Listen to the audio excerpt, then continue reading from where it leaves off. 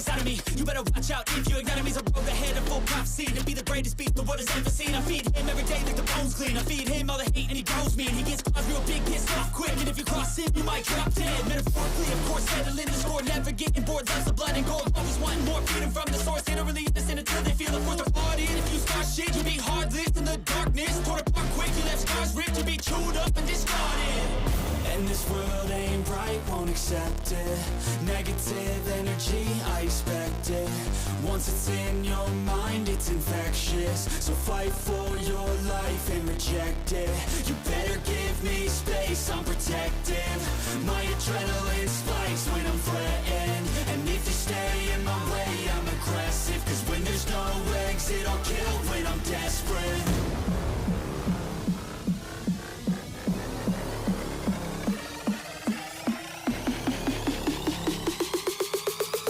There's no exit, I'll kill when I'm desperate.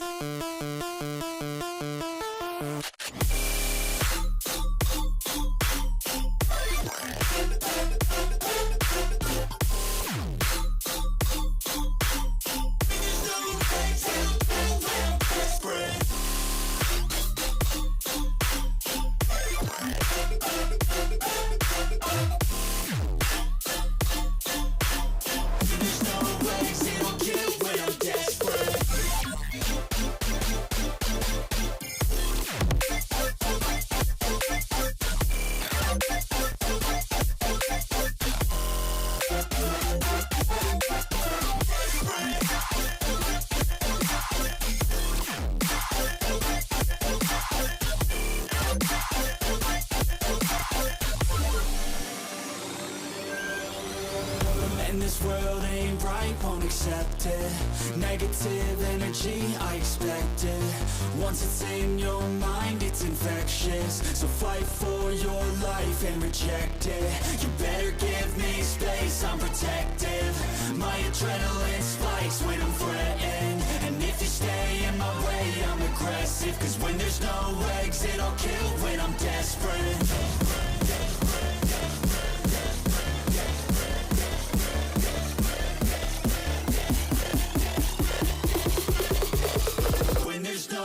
Exit, I'll kill when I'm desperate.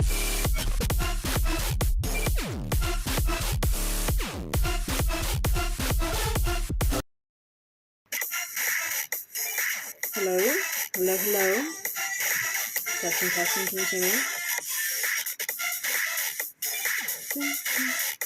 Also, I think I have, hang on.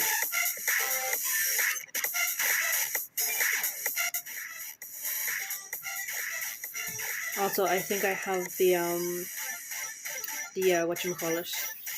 I think I have it, the Pokemon spawn thing, I think I have it. So see the little timer, the 4-minute timer? That is for Pokemon. That's for the Pokemon community game, right? So, I'm just, that way we know that in like 3 minutes a Pokemon is gonna spawn, right? So, we know. And, yeah. So we'll see in 3 minutes if the spawn thing is going to work.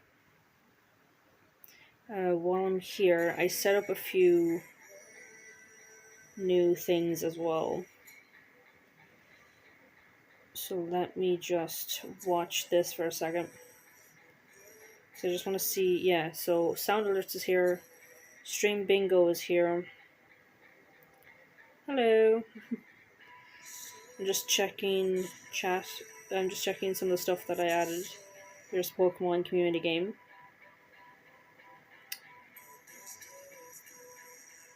Okay.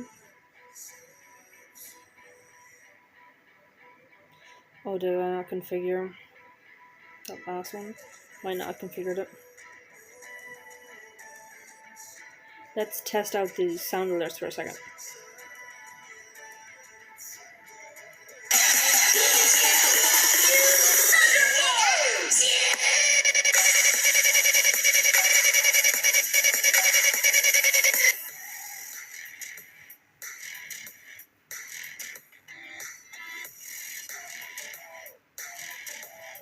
Sorry, I forgot to actually have my sound on, so I missed that. Hang on.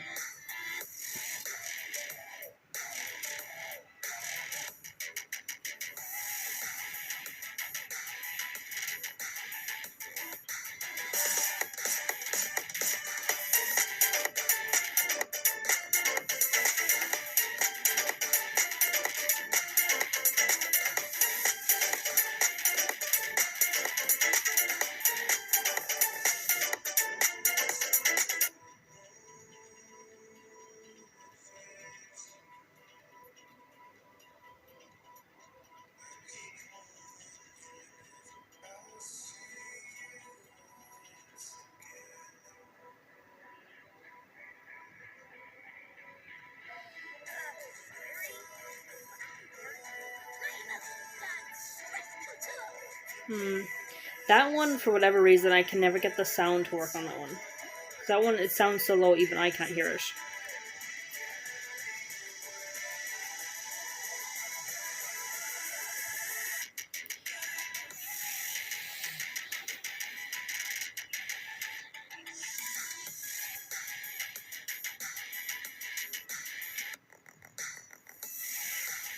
Also, there's stream bingo now. Hello, motherfucker. Hello.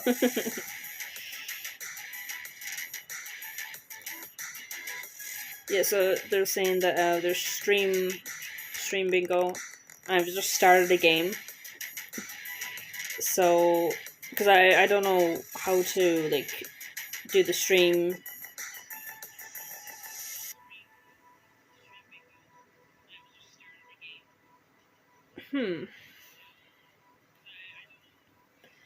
Because like it's one because like, I've played the stream bingo like as a viewer, but I've never had to as a streamer have to use it.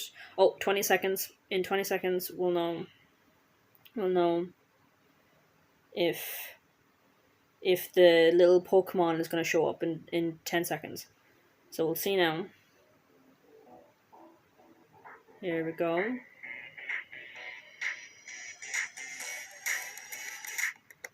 Yes, it showed up. It's on screen. The Pokemon in chat is on screen. Yay! It's a hell. It's a. Hang on.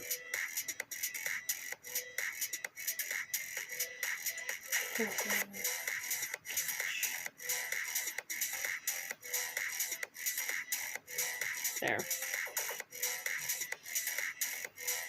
That also means.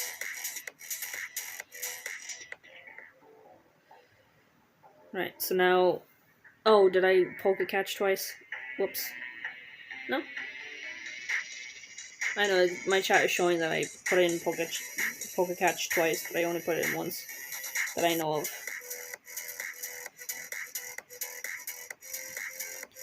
Alright. Let me try and if anyone in chat is just join the like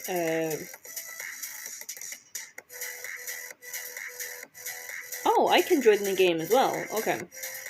So I as a streamer can call a bingo number and I can be part of the stream as well. So if I can be part of the game as well. So if I wanted I could cheat and like call my own numbers. So let's call. Let me see. Oh, it's not actually letting me call a number. The only option is just saying call random. Call a random number. Number called 48. Oh, we both caught it. Congratulations to us. We both caught the dude in chat.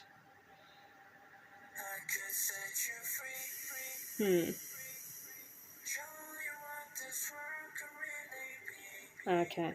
So the only way.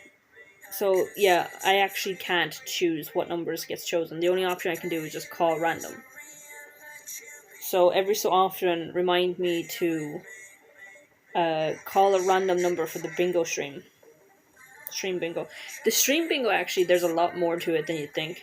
On the streamer side of things, it gives you like a lot of choices with it.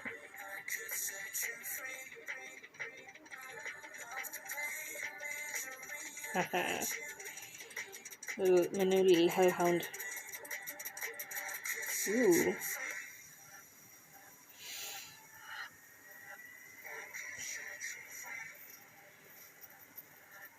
Sound alerts. Feels weird having a gaming profile now when I'm in a position where I can't really game too often on stream now.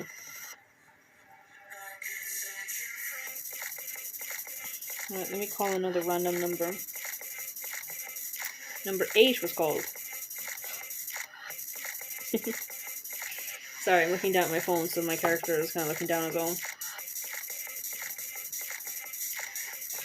Reconnect, come on. No. You don't need to do that.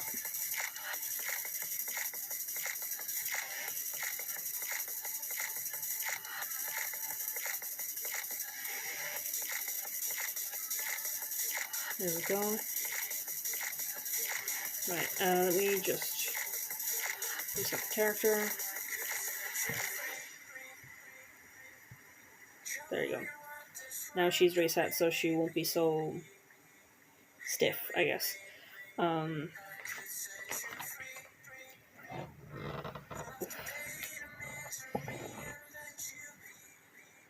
So I have a few things figured out since last time. I figured out how to have the my socials on screen there without them disappearing, because apparently like you have to like tell it to like not disappear after the action is done. So usually it would do the animation and then it would disappear, and I couldn't get it to stay on screen. I was like, I don't know how to get it to stay on screen, and then I figured out how to do it. I got two different versions of it as well. So there's that version and there's this version. Alright. They end up overlapping on me. They're just the same thing, but you know, I wanted to have both of them set up that way I could ask which one of them looks better. So this is like regular circle and just says Jasmine Azure. So I'll let this stay on screen for a few minutes.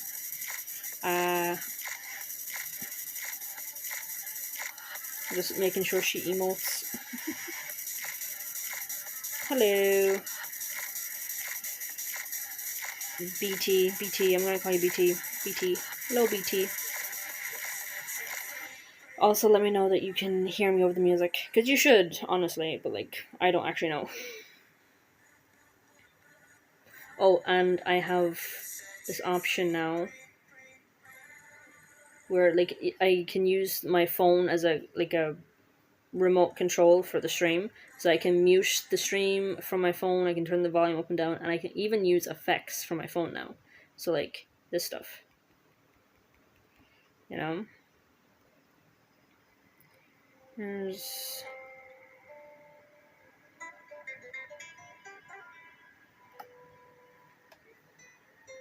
Let's see.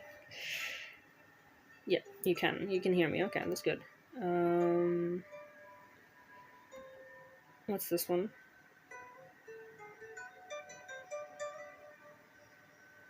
There. Confetti. I also have this Dancing Monkeys one. And now that I have some good music on stream as well, whenever I'm trying to like be like, oh, I'm dancing, I can also have like the Dancing Monkeys on screen. Something. And then where's the one I'm looking for? This one.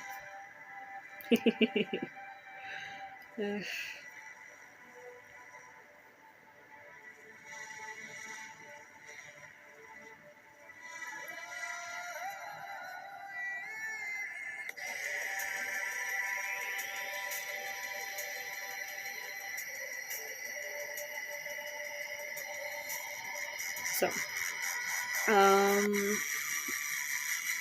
when it comes to things to talk about today, I'm just kind of up in the air. I get dope effects, yeah. I'm just like scrolling through all the ones that I've saved. Look at this one. Happy Pride. I love that one. Every time I see it, I'm like, Happy Pride. And then this one as well.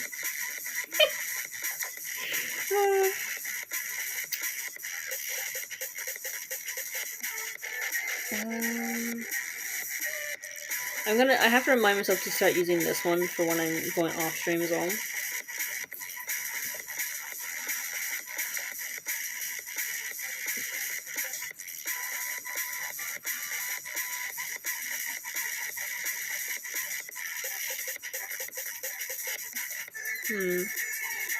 Let's see. Oh, they're steadily coming like further and further chain where I use them. That's good. It means if I find ones that I like, I'll end up using them the most.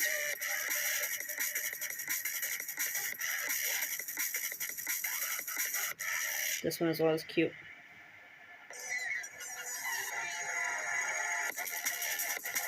Just like sending love.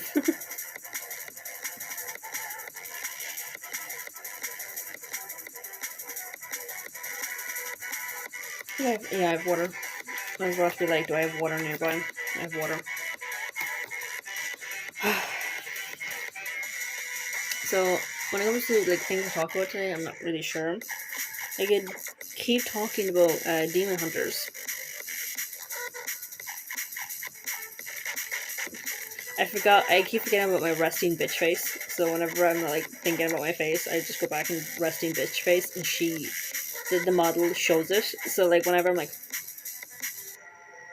that's just resting bitch face, which is so funny to me because the whole point of using this was so I can have the model so you can actually see my face or see my expressions at least. And here it is. It's just like, yeah. Ooh, that's right. I should call numbers. By the way, I've activated a stream bingo, and I'm able to call numbers at random. So, I can call stream bingo numbers at random, because like usually they're tied to events. At least the stream bingo games that I've seen so far, they'd be tied to something like new followers or raids or streams or whatever. So I don't have anything like that. I don't want to have it set up that way because like I'm too small or something like that. But I can call a number at random, and then it'll come up on the bingo. You've actually watched the movie now? That's wonderful. Isn't it a great movie? Isn't it? Tell me how much you love it. I wish I could play the playlist, the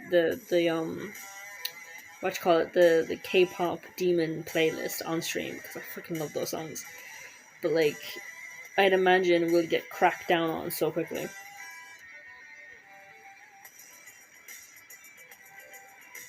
Actually, let me see a stream thing again for a second. Which one?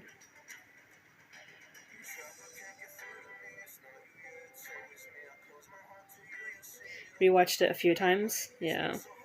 I got a lot of it spoiled. Yeah, that was probably my fault, honestly. So I knew what was coming, but it was still really good. Yeah, sorry about that. That was probably my fault, honestly, because I got so into talking about it. Okay, so I was trying to see, does the alerts cover the socials, the social things that I have there. Ooh. Hmm.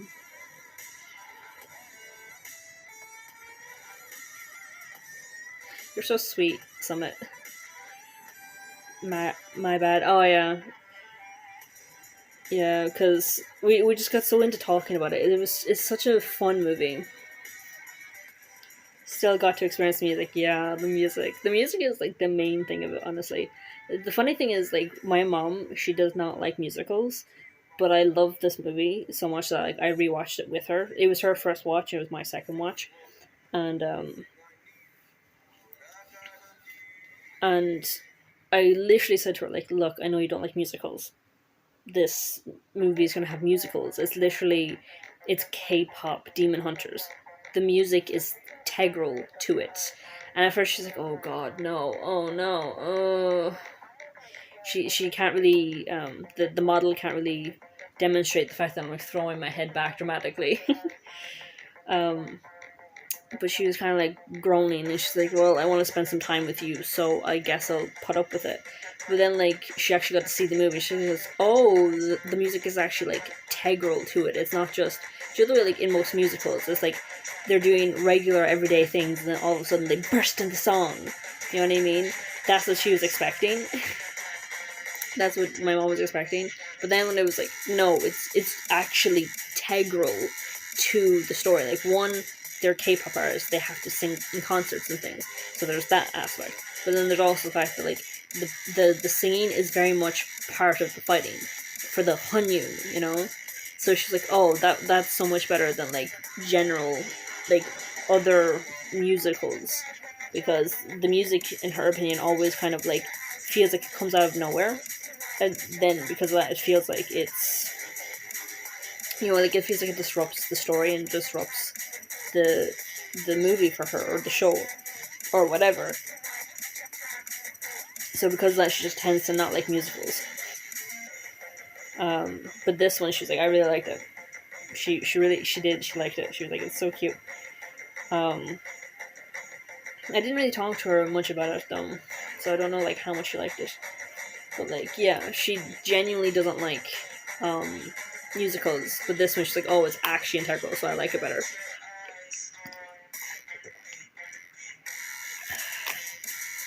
You got them as your wallpaper? Nice.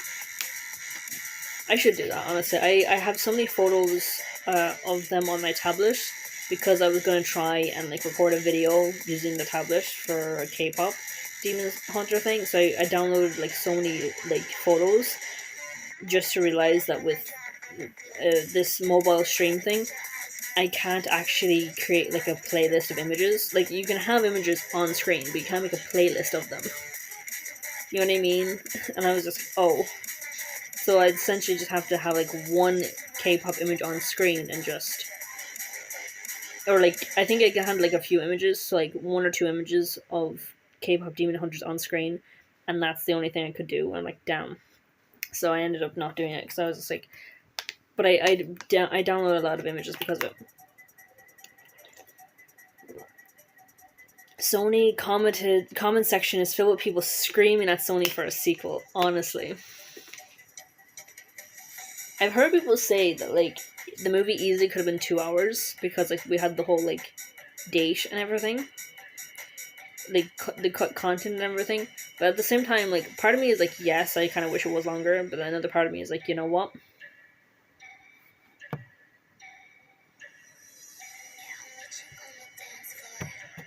Why didn't the Pokemon come up? Are you kidding? Oh no.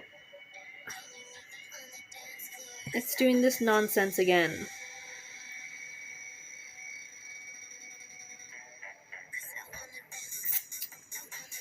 It's doing that nonsense again where it's not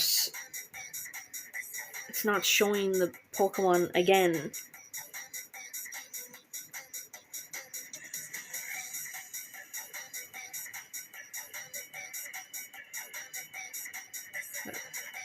I'm also, I don't know why it puts mine in twice.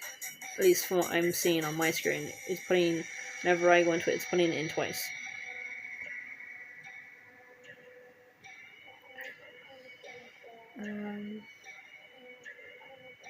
Yeah, I'm seeing it on the screen there. It's putting me down twice. It's commenting twice, and I'm not doing that. There's too much to handle. The other Pokemon will work. Trust. Here's hoping.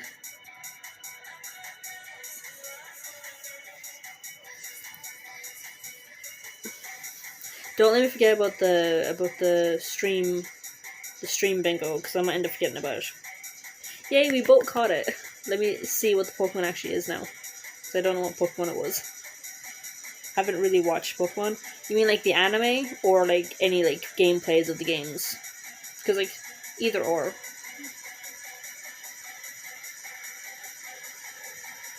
Honestly, when it comes to me, I've been kind of on and off when it comes to the Pokemon anime. I think because I got into the Pokemon anime in the Pokemon Diamond one, the one where like Dawn came into it. So that was like when I started Pokemon, so it's like the 3rd generation. Like not 3rd generation. There's like different terms. I don't know what they are. Like Dawn, the 3rd female companion known as Dawn. She's when I came into the anime. I didn't see the anime before that, and I know that Misty and May were the 2 female protagonists before Dawn was. So I came in for Dawn, and then the next one was Black and White, I think, and it had Iris, and she annoyed the fuck out of me that I dropped the anime. And then I came back into it for Pokemon Journeys, which was Ash and Go. And I was shipping them so hard. I was shipping the 2 boys. I was like, they're so cute.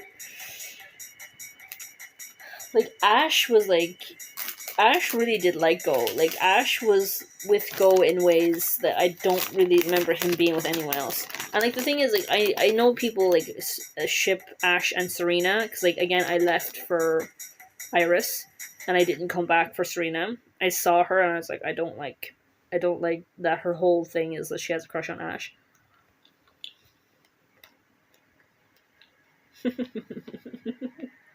You stopped after Cinderace evolved.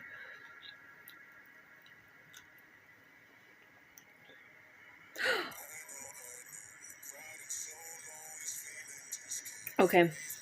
We have a choice. We have a choice to make. Do you guys know anything about Kindergarten Dream?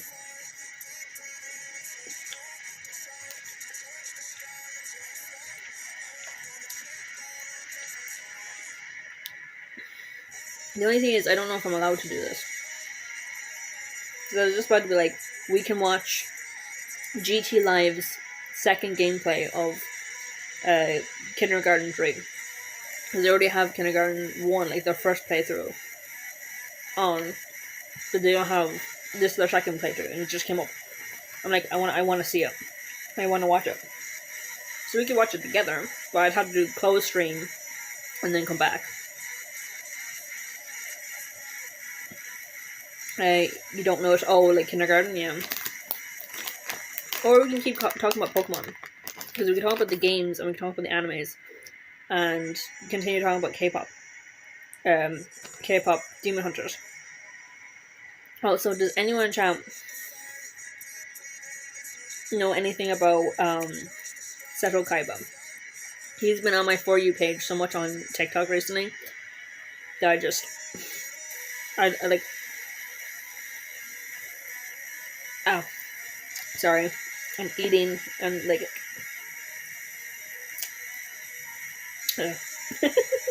Mouth noises. But yeah, like I remember watching Yu-Gi as a kid. When I was like really young though, we only had like an aerial and cable and stuff, and that stuff was horrendous when it came to scheduling. But like I was barely able to keep up with Yu-Gi-Oh! And when I was older, I kind of forgot to follow it.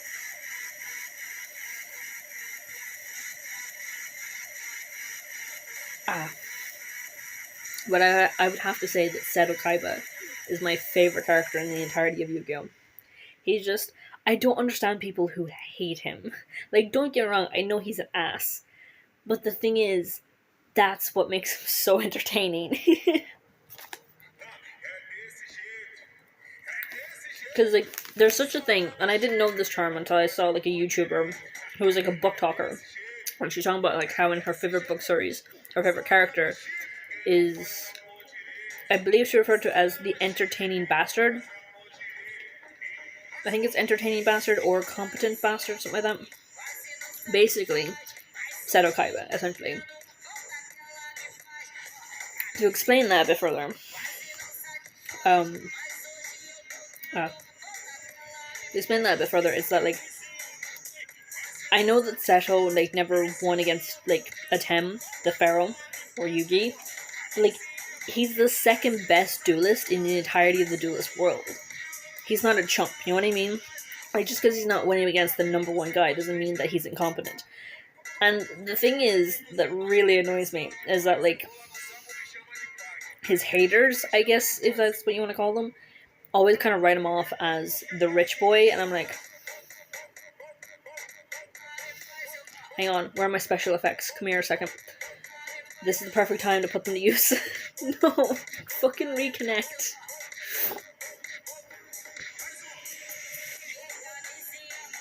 You talking about Yu-Gi-Oh, right? Absolutely, that's what I'm talking about, Yu-Gi-Oh. Yep.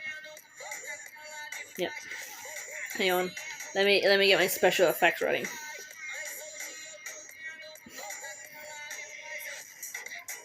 Alright. I hate it. What's that I need? What does I need mean? Did you, like, send it too soon? Oh, never gave it a chance. Honestly, I would have watched it as a kid. The only reason why I didn't get to is because, as I was saying, it was on cable. Like, when I was a kid, it was all over the place. And I couldn't find it. I could never find it. I knew of it because I caught, like, glimpses of it. But I could never find it. Like, anytime I was like, ooh, that looks, like, fun. But I could never find it. And the thing is, part of the reason why I knew so much about it as a kid was because the card game was such a big thing in our school.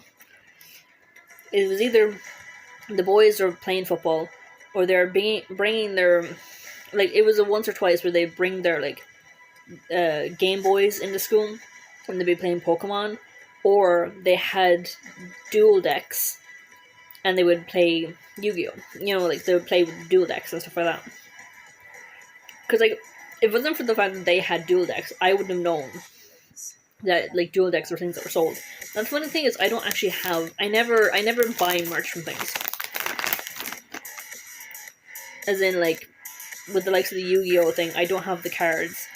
If there's other shows that had something along the Yu-Gi-Oh! Thing where they had, like, merch and things to sell, I don't have anything like that. I've never done anything like that.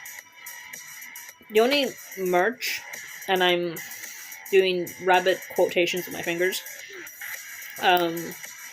I ever got was, like, GT Live merch.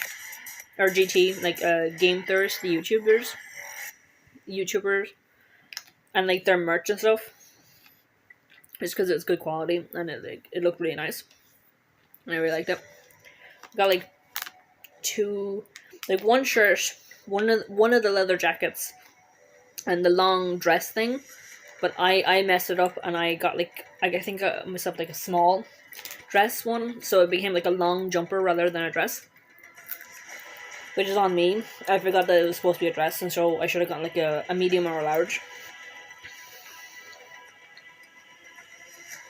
I only got a ton of One Piece wanted posters. Yeah.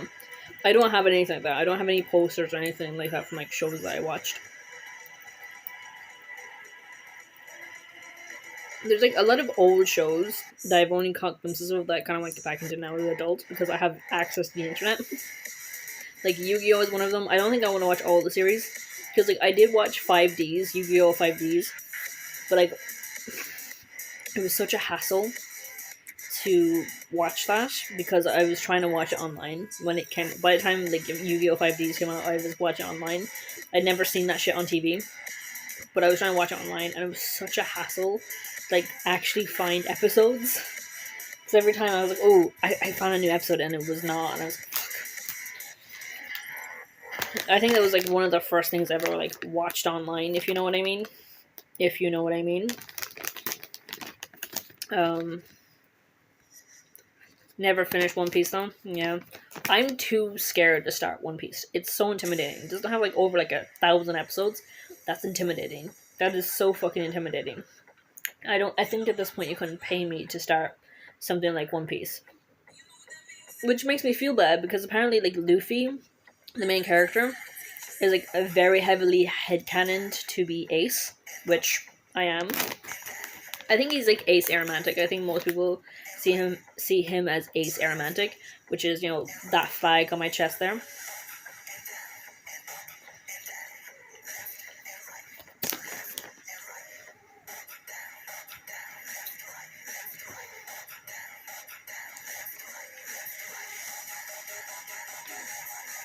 I need to remember, because I have two things, right?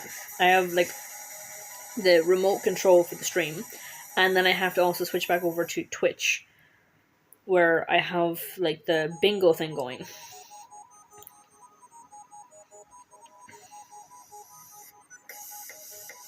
So I have to remember to, like, call a random number every so often. Basically, I have 2 games going on in chat right now. Sorry, let me say that again. I keep covering my mouth, and so she keeps stopping because she can't see my mouth anymore. 2 games going in chat right now. One of them is the Pokemon community game, and the other one is a stream bingo, where I'm clicking the button that says call a random number, and if you join the stream, you click into stream bingo and you click in join game, then random numbers should be highlighting for you.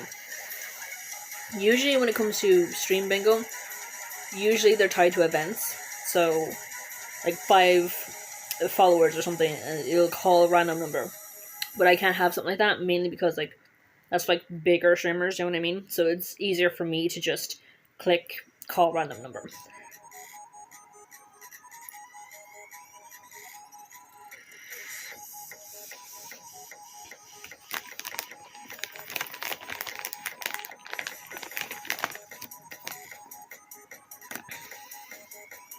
Has anyone in chat been watching anyone play Date Everything? Because like I don't have it yet because I'm still waiting for a big sale for that one.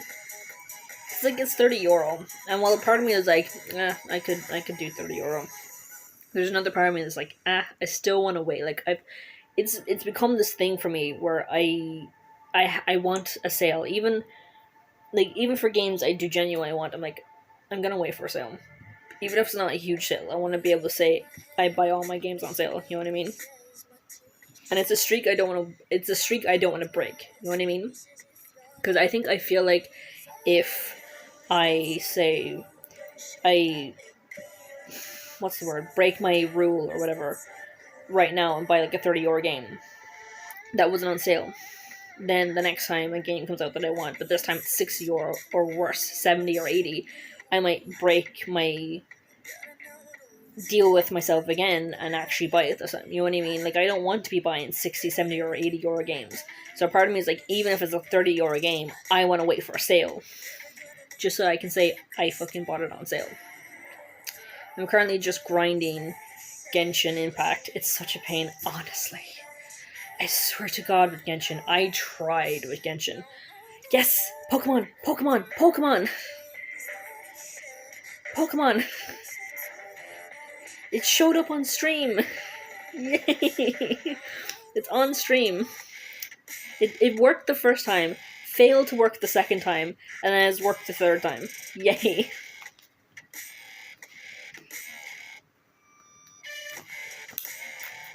Oh, if you haven't played Pokemon Community game before, you have to start by saying exclamation point Pokestart. Yeah. So now you are. Actually, yeah, and then when you begin your journey, you get a random starter. So your starter is a Turtwig. My first starter, my randomly generated first starter. Let me just go through my list. Was a Snivy, and I love Snivy. Love Snivy. Snivy is my Pokemon. In my game, whatever generation Snivy came out, I think it's Black and White, I got a Snivy.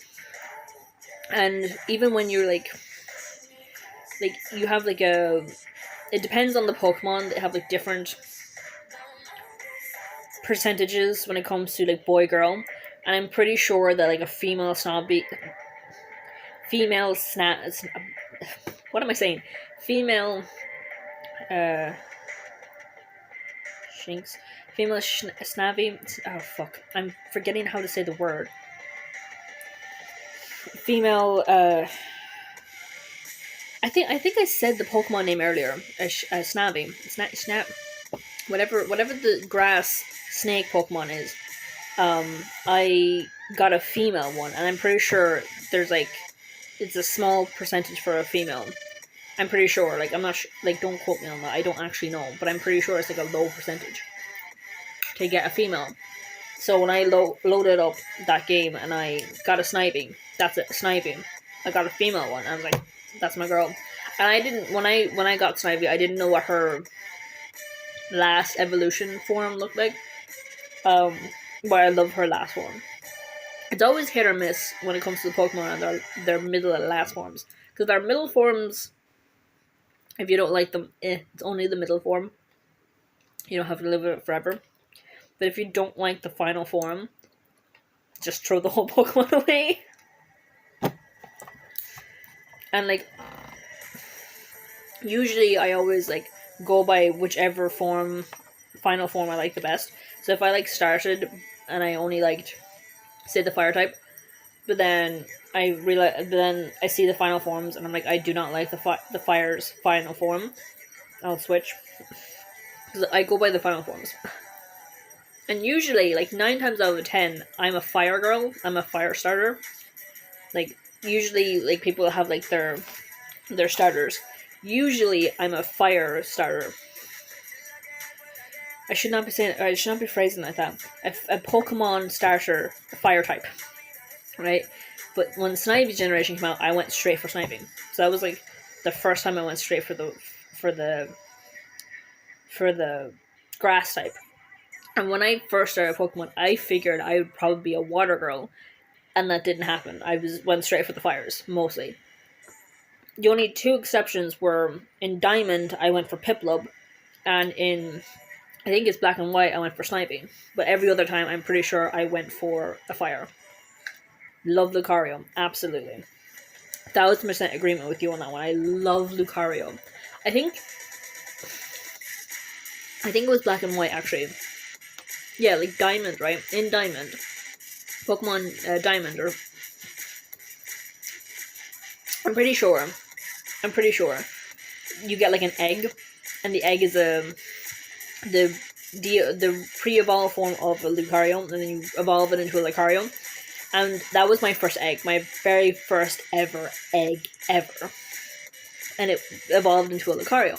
Like, this is my favorite Pokemon. Like, literally, I remember, I still have my first ever Pokemon, which was that Piplup. My first ever catch, which was a Shinx, and who's now a Luxray.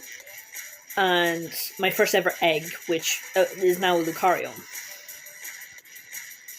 So, like, those are my 3, right? I love those 3. I love, like, there's so many of my Pokemon I love. But, like, I remember my first Pokemon, my first catch, and my first egg. And then, like, in the next game after I had a Lucario, I, like, transferred my Pokemon into the next game, so I would have them. Even if I couldn't use them, I had them. Then, in that game, whichever game it was, you get a Lucario. Where, like, one of the gym leaders has, like, 2 or 3 Lucarios, and one of her Lucarios chooses to leave her and go to you, because, like, they sense your aura or whatever.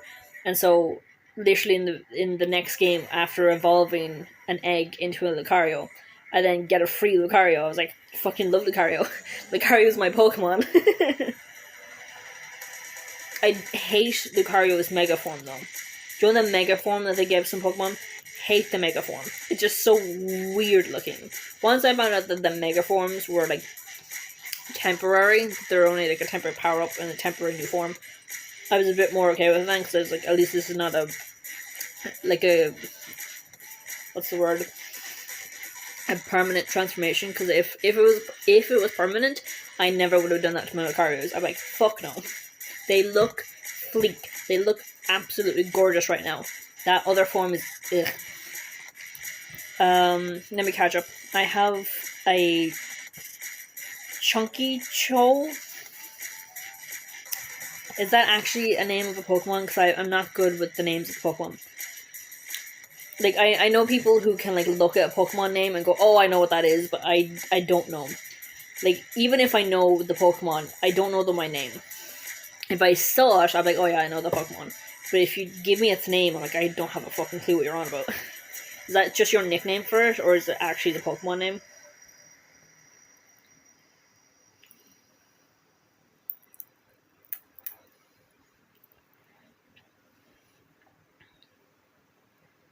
Pokemon. Oh, like original chunky Pikachu. His Mega Form is kind of cool. Your Pikachu's Mega Form is cool. I can't remember if Pikachu has a Mega Form.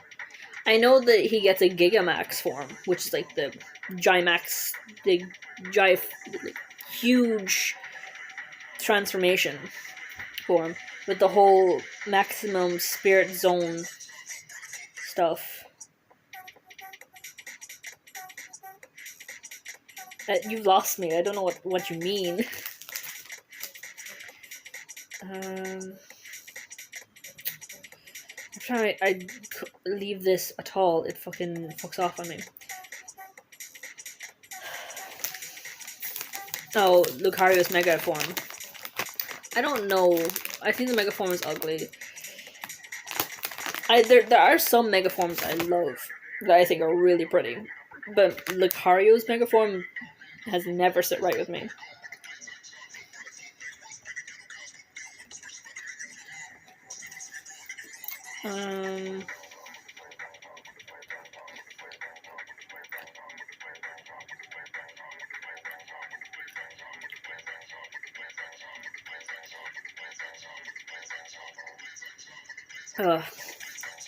Mega Form. I would look online and like look at the megaphone for Lucario and put it on screen so that way I can complain about it. But the last time I tried to do something like that, it dropped the stream on me, and I'm like, I'm not risking it. I'm not doing it. I should put my tablet onto a charger. I don't know why I haven't done that already. Oh my god, my phone is a little shit.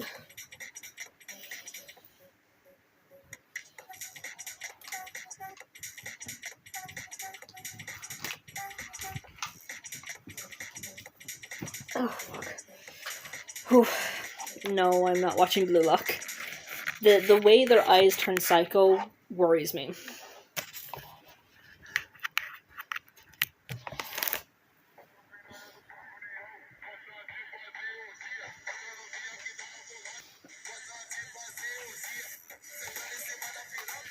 Cause like whenever I like see Blue Lock, it's always like them acting like freaks. You know what I mean? Like just the eyes and shit. I'm like, fuck no, it just seems so creepy. You like the eyes? You like the eyes, sorry. Oh, there it is. I'm just bingo called number called 23. That's how you know they locked in, honestly.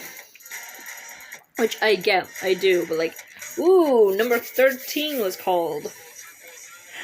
Yay. I love 13. 13 is my favorite number. If I had a favorite number, which is 13. My immediate reaction to number 13 being called.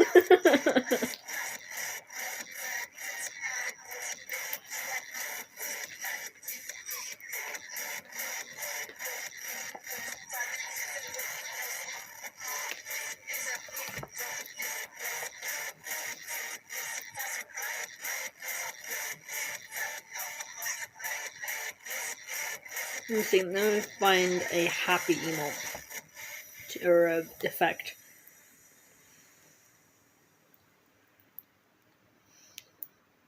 Ooh.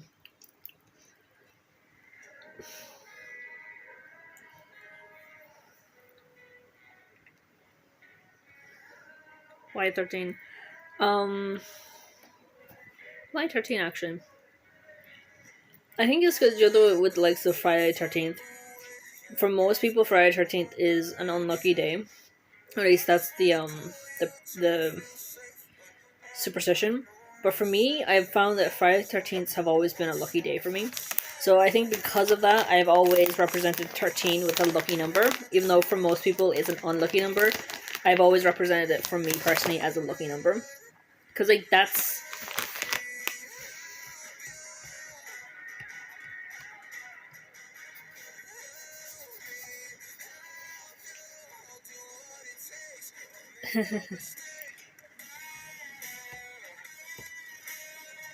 My light, for some reason, turned way down, and now I can't get it turned back up. Because I need this light to be, like, bright, so that way the camera can see me. That way she's not jumping.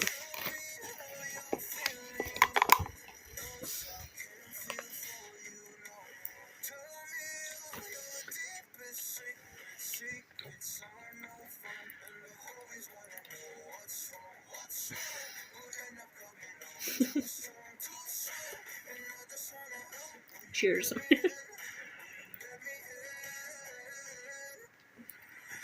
No, I have these like little desk lights.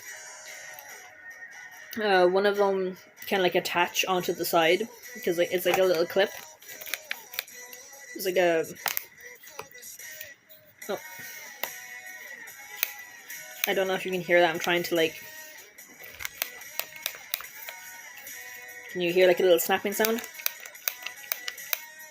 It's a little clip, and I can just clip it onto the side of wherever, onto the table or whatever. So it gives me this kind of portability that the tablet gives me as well. I got the second one, well, like my mom did. She just keeps getting stuff. I'm like, I'll see what I can do with these things. I need her to get off of Temu.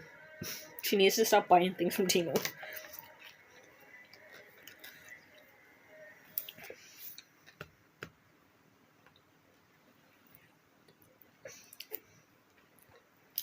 There's a second one that's more on a stand than it is a clip.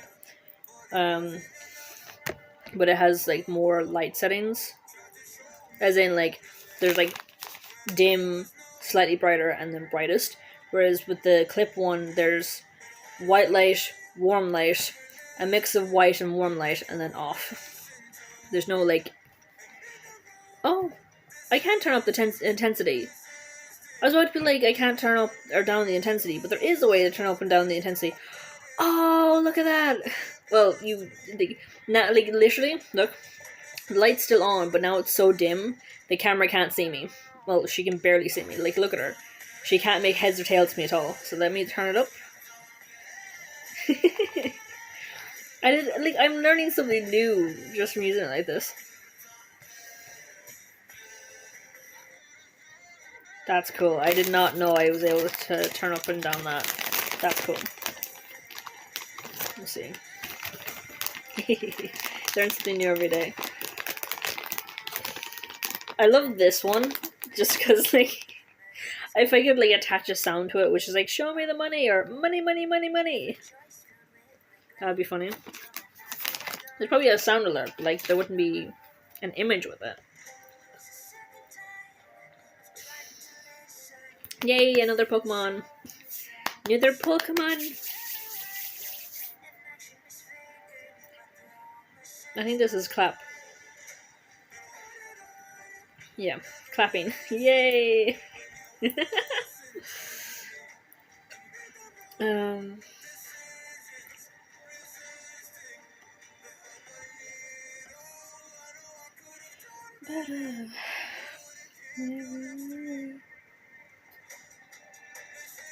Right, call in another random number. Number 9.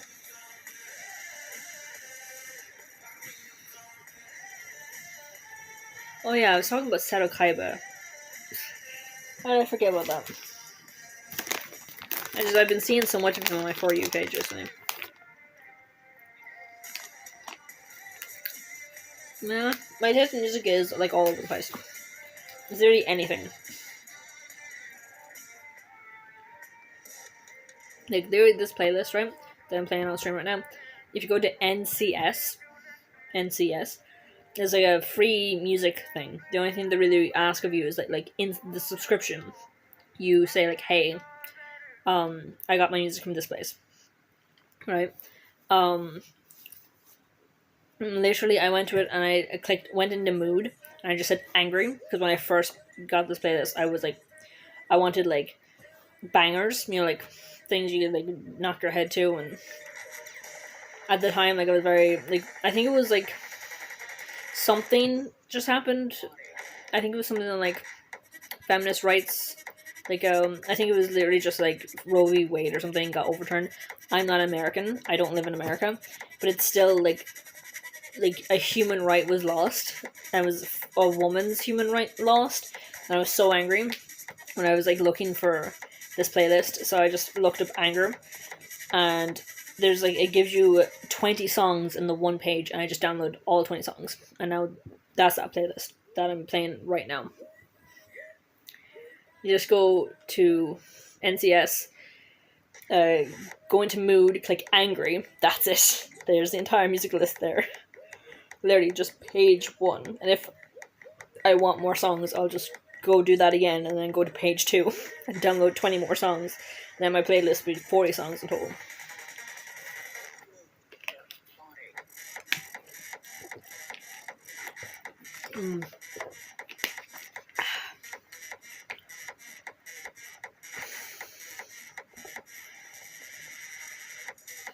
Every time I move away from the remote control thing, it disconnects.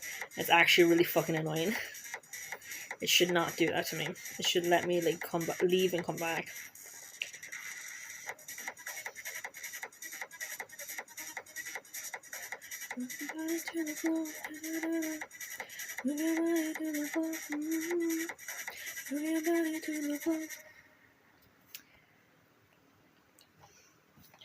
So I think this is like, it's really fun though. Like, I have 2 games going on at the same time. Even though I don't have any, like, I can't play games on stream for the time being. at least have 2 games going on in the chat. So there's the Pokemon community game going on, and there's the stream bingo going on as well. So technically I am getting to play games on stream, technically.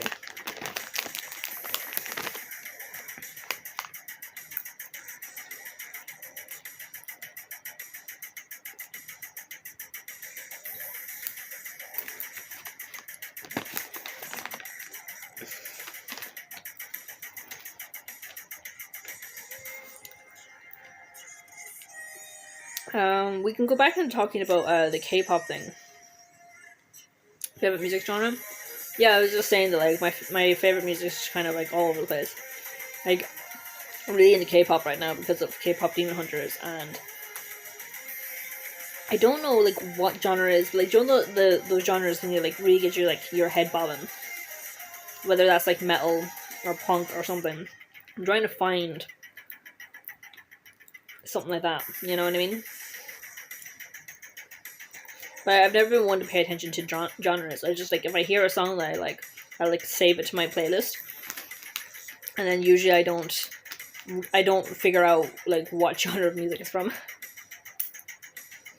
I think like by default it ends up being pop related somehow, whether it's K-pop or just regular pop or like classic pop or something. So I think there is such a thing as like pop punk or something. I'm like fucking I don't know. I tried to quiet K-pop, but it's just so hard. Oh, we tried to quit K-pop. Honestly, K-pop can have some banger songs, though. And again, all the songs in K-pop Demon Hunter are bangers.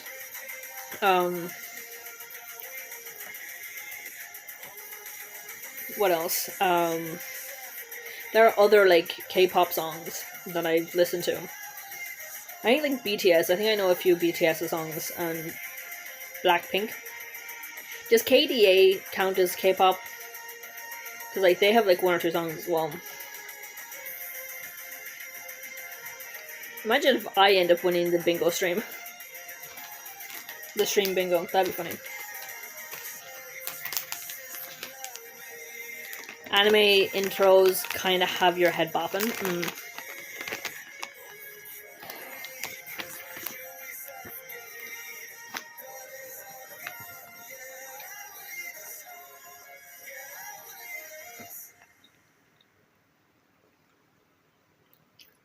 I think K-pop Demon Hunter is the only thing I've really watched recently. The other like thing on Netflix that I've watched recently was like Lara Croft, the Adventures or whatever.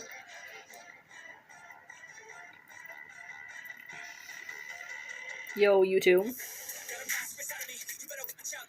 So, all I see people say about the Lara Croft thing though is that they don't like how masculine she looks and like how she's lost her femininity and everything. And I'm like, she's a rebooted Laura. You know what I mean? Like literally, there's the games, so the trilogy of games. Then there's a comic book series, and then there's the Netflix series. I've played the 3 games, the trilogy, the 2013 trilogy, and then I've heard about the comics, but I haven't actually seen them. I think I watched like a YouTube video that went over the novels, went over the comics. Because like once I found out about the comics, I was like, oh, let's see what this is about. And then I watched the TV series. So yeah, so you've seen the Lara Croft TV series, right? So that means I can talk about that.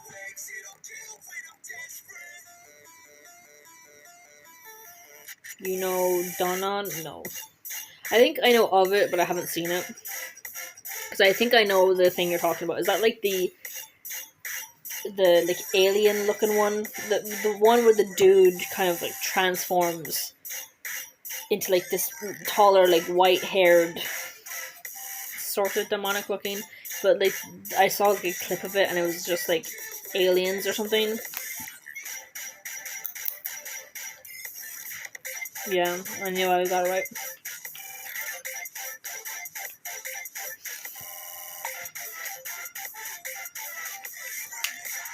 Going back to the Lara Croft series for a second. I'm so scared I'm not getting a season 2 because it's been a while since the first season came out.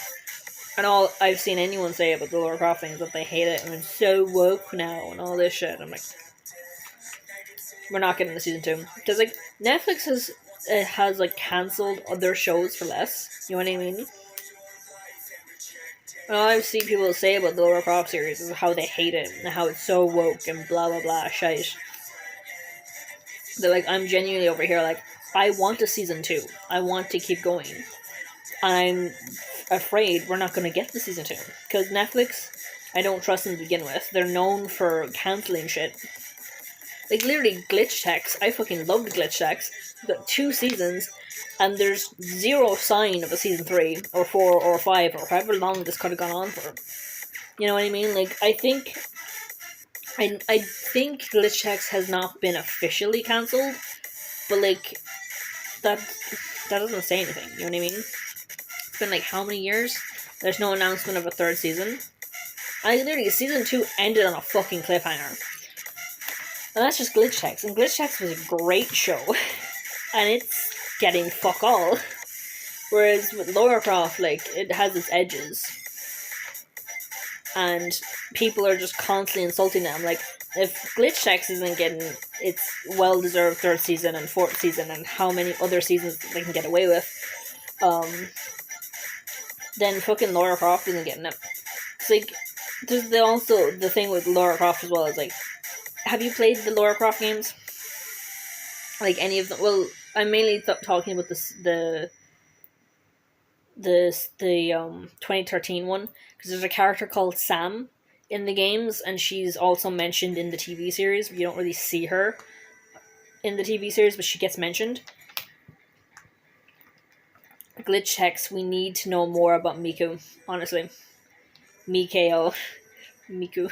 I fucking love Miku. I like every time I see Glitch Techs, I'm like, I should rewatch this. My favorite, like, there's like a scene from Glitch Techs that I constantly remember sometimes, which is just the other way, like, what's her name, Miku, how she has like she gets a pet, and there's just like a scene where High Five and the pet are like on a mission together because I can't remember, like, Miku wasn't available or something, and High Five's like, oh, I'll just hack this panel, give me a second, and then I'm blanking on the pet's name. I remember she has a name, and I'm blanking on what it is right now, but she just goes and then just bangs her head against the panel, and the door just opens, and he goes, High Five is just like, that works too. It was so funny. I just remember your one making that sound and then just banging her head against the panel, and it just fucking opens. It's like, it's just, hang on. It's just like it claps all around, you know?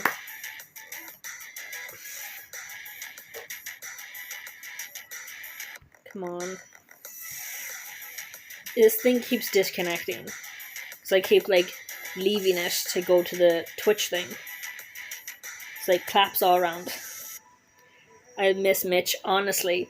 Like, I remember, like, I love Mitch. My favorite characters tend to be the asshole characters. So that's like the Seto Kaibas and the Mitch. You know, and Mitch.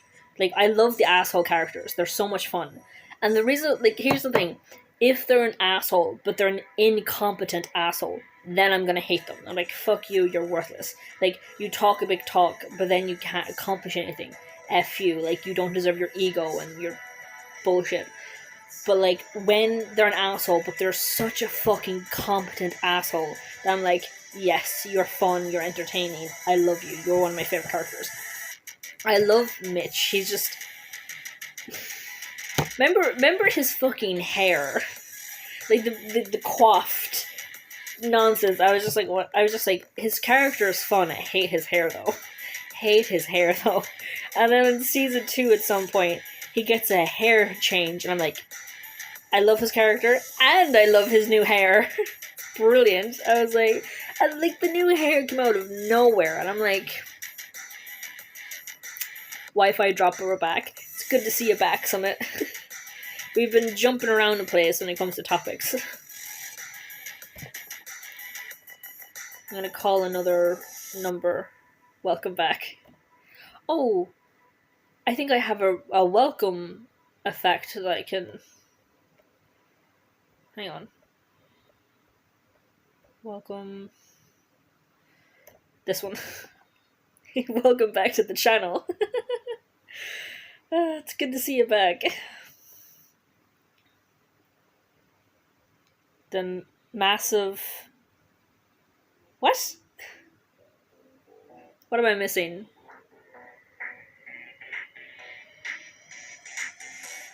It's good to see you as well, Shy. Or should I be calling you Xander?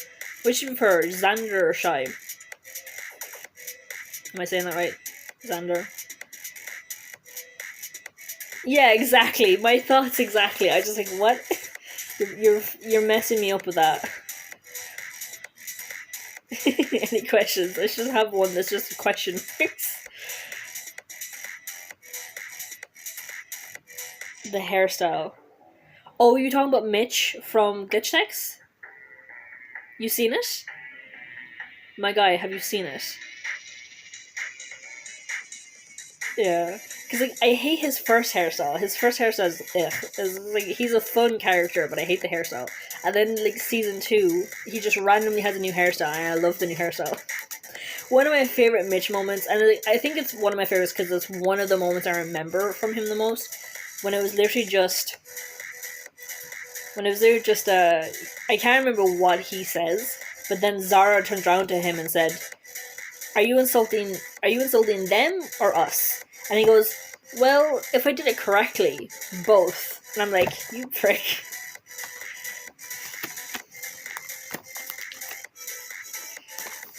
Because when I first watched that scene, I was like, was he insulting them or was he insulting, like, who was he insulting? Like, when I seen that scene the first time, I was like, who was he insulted? And then it's just like, when he's like, if I did it right, both. And I'm like, yeah, that's very him. We watched it. We watched Glitch Test together, did we? I figured, like, once I realized that you had seen it, like, I figured I recommended it to you. Because, like, that would be a thing I would do. I would recommend you stuff. I'm like, go watch Glitch Test. Go watch Glitch Test. Fuck. Words. Who needs English? It's my only language. Fuck. Zara and High Fives shipping, honestly. I'm kind of glad that it's not Five and Miku getting shipped, because I like their friendship. And also, I like Mitch's relationship with his siblings. The way, like, at the start of the episodes, Miku and Five are like, oh, this is his XP farm, oh, he's such a dickhead, blah, blah, blah. And then it's literally just him talking to his siblings, going like, what the fuck is wrong with you? Can you not do this? Oh, God. And then literally it ends with, I guess I could spend more time with the fam. I was like, yay! He's gonna spend more time with his family, and they miss him, and they can't wait to spend more time with him. Hell yeah.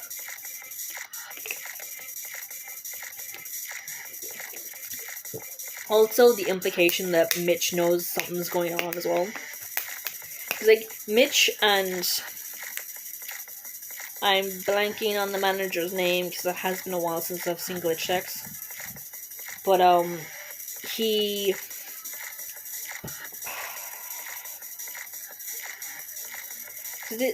Because we know something, yeah, Phil, that's his name, Phil. There's something going on with Phil, and we get that at, like, the end of season 2. But, like, there's implications that Mitch has some in on it as well. Hello. Tell me, do you ship Zara and Five? Because you're, like, BT, you're the one who brought up Zara and Five. I finished watching Demon Hunters last night. Hell yeah. Oh, Demon Hunters is so fun. It's such a fun movie, and like I love the music from the Demon Hunters. It's that, like, every single one of those songs are like banger songs. Like, they knew what they were doing. We deserve a sequel and a TV series and prequels.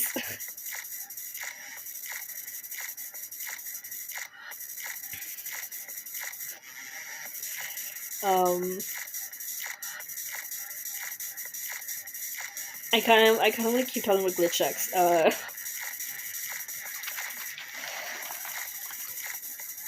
I don't know what people know about glitch checks in chat.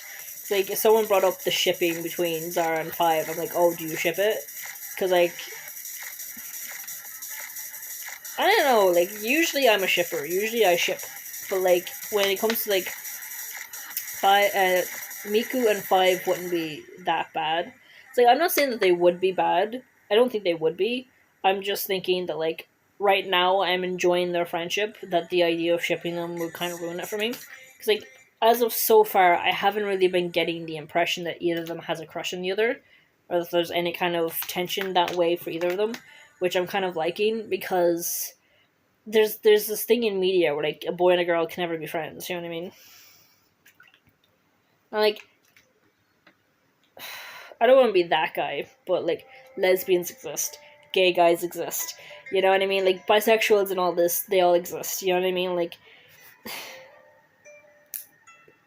to be fair though, I don't really want to speculate on Miku and Five's like Star versus the forces of evil. Honestly, I was shipping Star and Marco, and then it just kept getting weirder and weirder. I'm like, I don't know if I ship this anymore. With Star and Marco, yeah. Because, like, there's that scene, there's that TV series of Star and Marco with Star versus, where literally Marco is, like, in his 30s. You know what I mean? Like, he's in a magic dimension. And now he's, like, been there for a while. He's, like, in his 30s. And then he comes back and, like, yeah, he's a kid again or whatever. But, like, mentally speaking, he's lived an entire life. You know what I mean?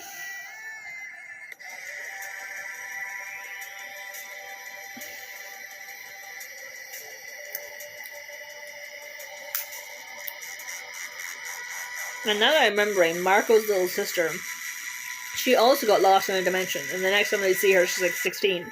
And Marco's like, no, you were there for like 5 seconds. No.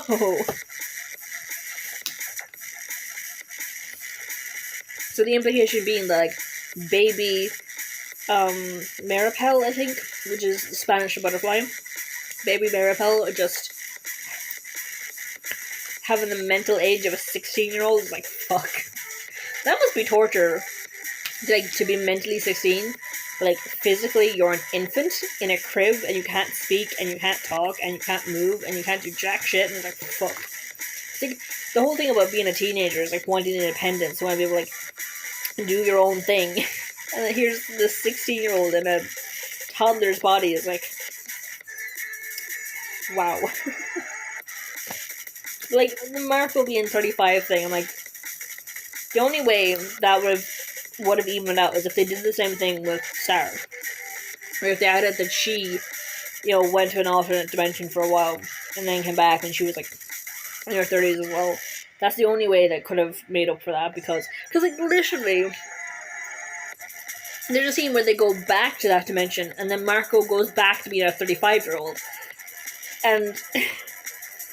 And Star is lusting over 35-year-old Marco, and I'm like, please stop this.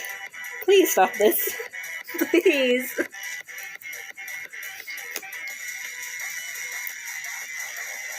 Oh god.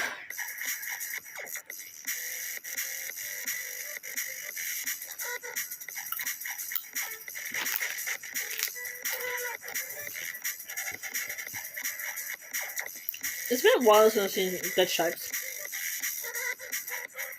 Here's something I do actually remember about glitch checks as well. Because I remember this bit. Because I was talking to my friend about it. My friend, you might still be in chat. Marco and Eclipsia. That makes sense. Like, Marco and Eclipsia, they had this weird flirting thing, and I'm like, I understand it, but also no. Because again, the same thing about him being, like, in his 30s, he is still technically, what age are they, like 14, 15? So, like, it's this weird dichotomy that like, the second he leaves her realm, he's back to being 15. I'm like, it complicates things.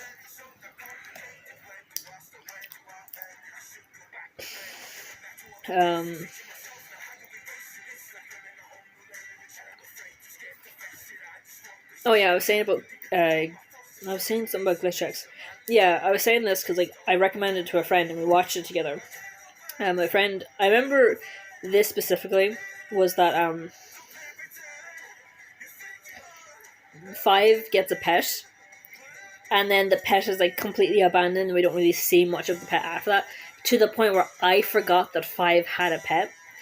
So that what ended up happening was when later down in the series, I think it was like one of the first episodes of season 2, where we learned that Marco's dad coded one of the first games in, in the Glitch Techs universe. So like one of the first 3 games they're ever created in that universe of glitching games. Marco's dad was a programmer for one of them, being the unicorn one.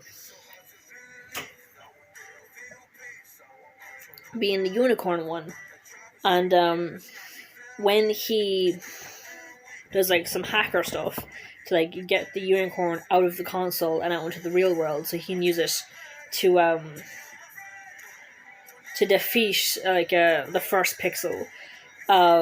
Literally, I was like, oh my god, that's the unicorn from his dad's game. He should keep the unicorn as his pet. That would be so cool. The game that his dad developed, the main character of it, the unicorn, can be his pet. The way the bird is Miko's pet. I'm again blanking on Miko's bird's name. Ali. Her name is Ali, if I'm remembering correctly. I was like, oh my god, the unicorn could be 5's pet.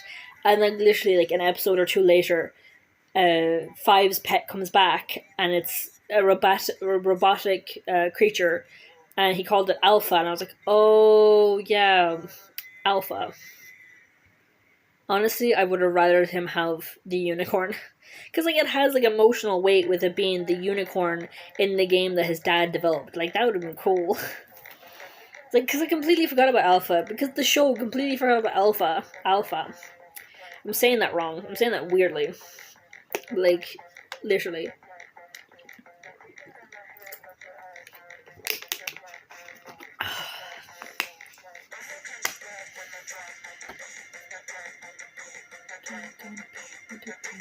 Oh yeah, let me call another number here.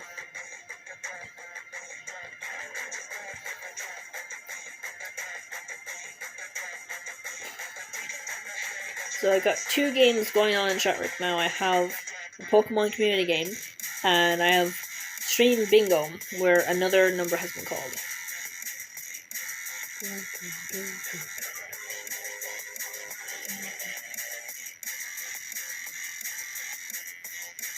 Sucks ass that they barely use Alpha, but they use Ali all the time, honestly. I love Ali. She's so much fun, and as I was saying earlier, like one of the things I remember most from Glitch Shacks was literally Ali going blah, blah, blah, and then banging her head against the console. It's so funny. Like she's such a like a funny character, or pet, or whatever you want to call it. And it's just I like at the fact that I forgot about Alpha. I was like literally when Alpha came back, I was like, oh my god, Alpha. But I still like my idea more. I still like the idea of him having the unicorn. You know what I mean? Like, maybe I wouldn't feel that way if we got to see more of Alpha. You know, we got to see all the way Alpha was useful and all this. Because, like, the usefulness of the pets depends on their programming and how they like programmed to act in their game. So technically speaking, the unicorn wouldn't really be a very useful pet. The only thing it could do is destroy things. And that's really it. Whereas with Ali, she can fly, she gets power-ups, she can do all these other things. And then with Alpha, I think we got to see a little bit of him in his introduction episode. We got him in his introduction episode, and in like one other episode in season 2, and that's it. You know, we didn't really get to see much of him. I think he has like boosters, so I think he can fly and stuff. I wanted them to keep the power up version of Ali. Yeah, like she's essentially a what you call it, a phoenix, isn't she? Because like she was like glowing and she was on fire and she was white and she was flaming and all this stuff. I'm like, I hope they don't forget that she can do that. You know what I mean? Because like again, that's like a thing that they introduced in, you know, the digital pet episode where we find Alpha. You know what I mean? But like in the same episode where we meet Alpha and then never see him again, essentially, except for one other episodes later. We then in that same episode have Ali having like upgrades and things, and then we don't really get to see that in the show ever again. I'm like, we need to, like, the showrunners need to remember that and like let us see like a powered up Ali again. Like I think there was like 3 different like levels of power up or something as well. So like power up every now and again, you know.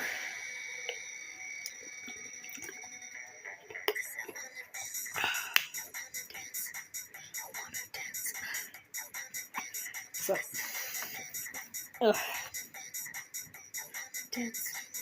I wanna dance. I wanna dance.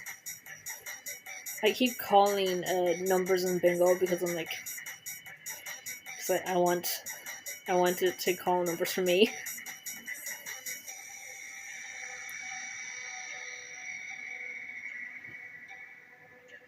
I don't know why it double does doubles like that for me. Cause I put in once poke catch and then it like in the chat it does it twice. I don't know.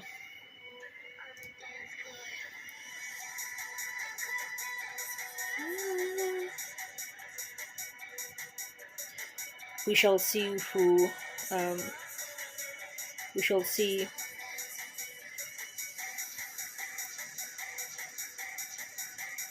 One. The number 1 was called.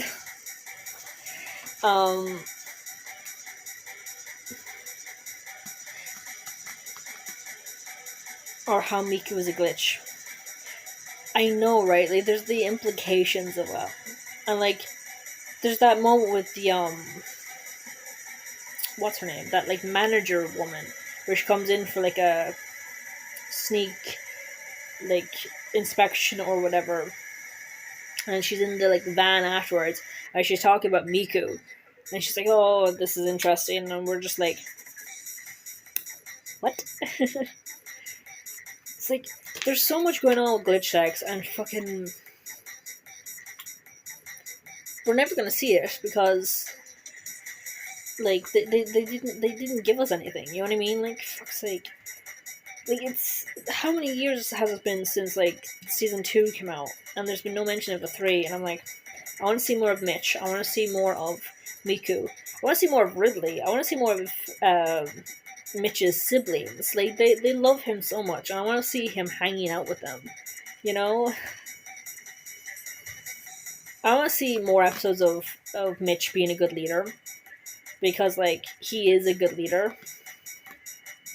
Because I know there is the Bud episode where he fucked up, mainly because he went in it alone. That's on him, honestly. Like, he had the team there, but chose to like do it himself to like come out and brag about it afterwards. Like, fuck's sake, like, he done fucked up.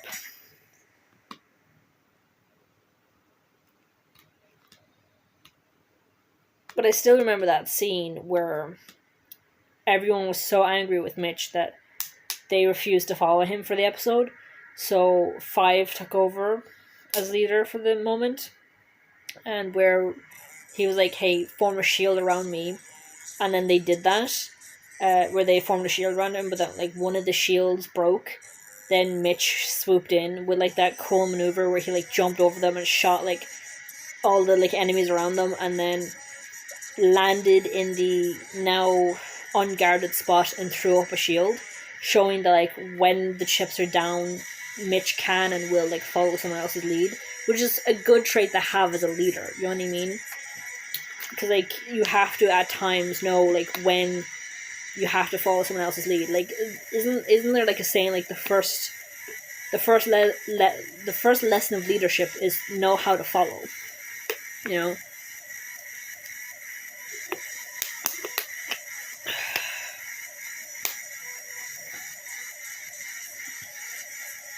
I do. I think honestly, Mitch is probably my favorite color, my favorite character, and Miko is definitely like a close second because she's a badass. And honestly, I kind of feel bad to say this, but like, 5 doesn't really interest me all that much, which is sad to say because like he's like a main character. But like for me, it's Mitch and Miko, and no, I do not ship them. Which is again is a weird thing to say because usually I'm a shipper. Usually I go into a series, and like even if I don't immediately find a pair, then like I start shipping. Like it is a thing where like I either go into a series because like I found a ship first, and then like I want to find out more about the source material. Like literally that has happened to me before, where I see an edit of like a ship, and I'm like, let me go find the source material, and I watch the source material, and then I'm like, yeah, this is still my ship. So like, it's weird to me to say that honestly, because usually I either go into a fandom, I go into like watching something with a ship already, or I gain a ship rather quickly. And like in glitch decks, that just has not happened. And I've seen people like attempt to ship people. I've seen people like maintain their speculations, like like fan headcanons where they try like headcanon the like characters' sexualities and things. And I've seen most people like to label Mitch as gay and everything, and then they ship Mitch and 5, and I'm like, Mitch is like 19, 18, 19, something like that, and 5 is like 15. I am not okay with that. I know it's not a huge difference, like in a handful of years, it would be like fine. But in the moment, a 19 or 18-year-old with a 15-year-old, no thank you. Like, it's not a ship that sits right with me. I think as of right now, season 1 and 2, I don't have any ships. You know? And I don't think that's a bad thing. I'm gonna be honest with that. I don't think that's a bad thing. Because, like,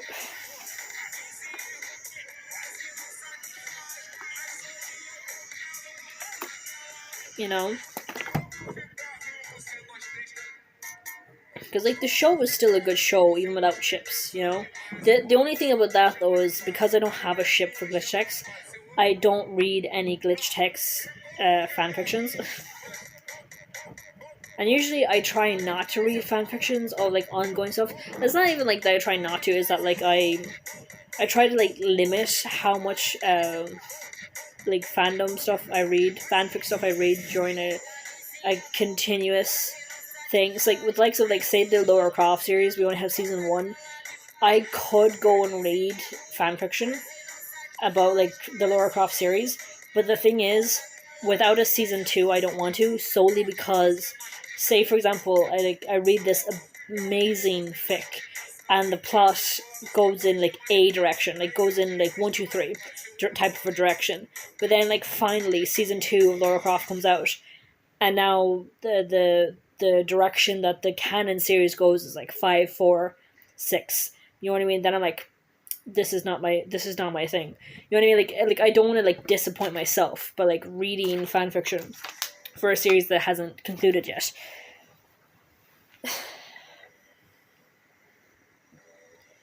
It's like I want to wait for like, yeah, and that's just the Lara Croft thing. Like with the Miku thing, with the glitch text thing, I don't know. I haven't been into the idea of reading glitch text fanfiction. I have a mad thing for Miku. Honestly, the thing I love about Miku is her purple hair and how much of a badass she is.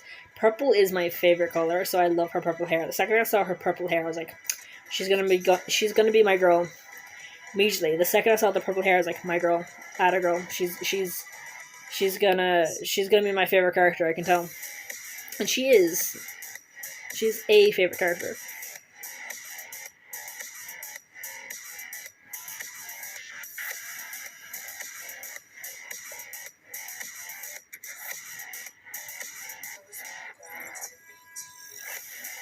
I have a mad thing for Miko.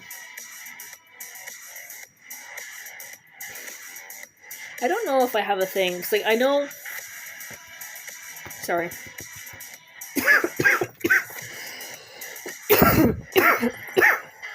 I know that I like Miku.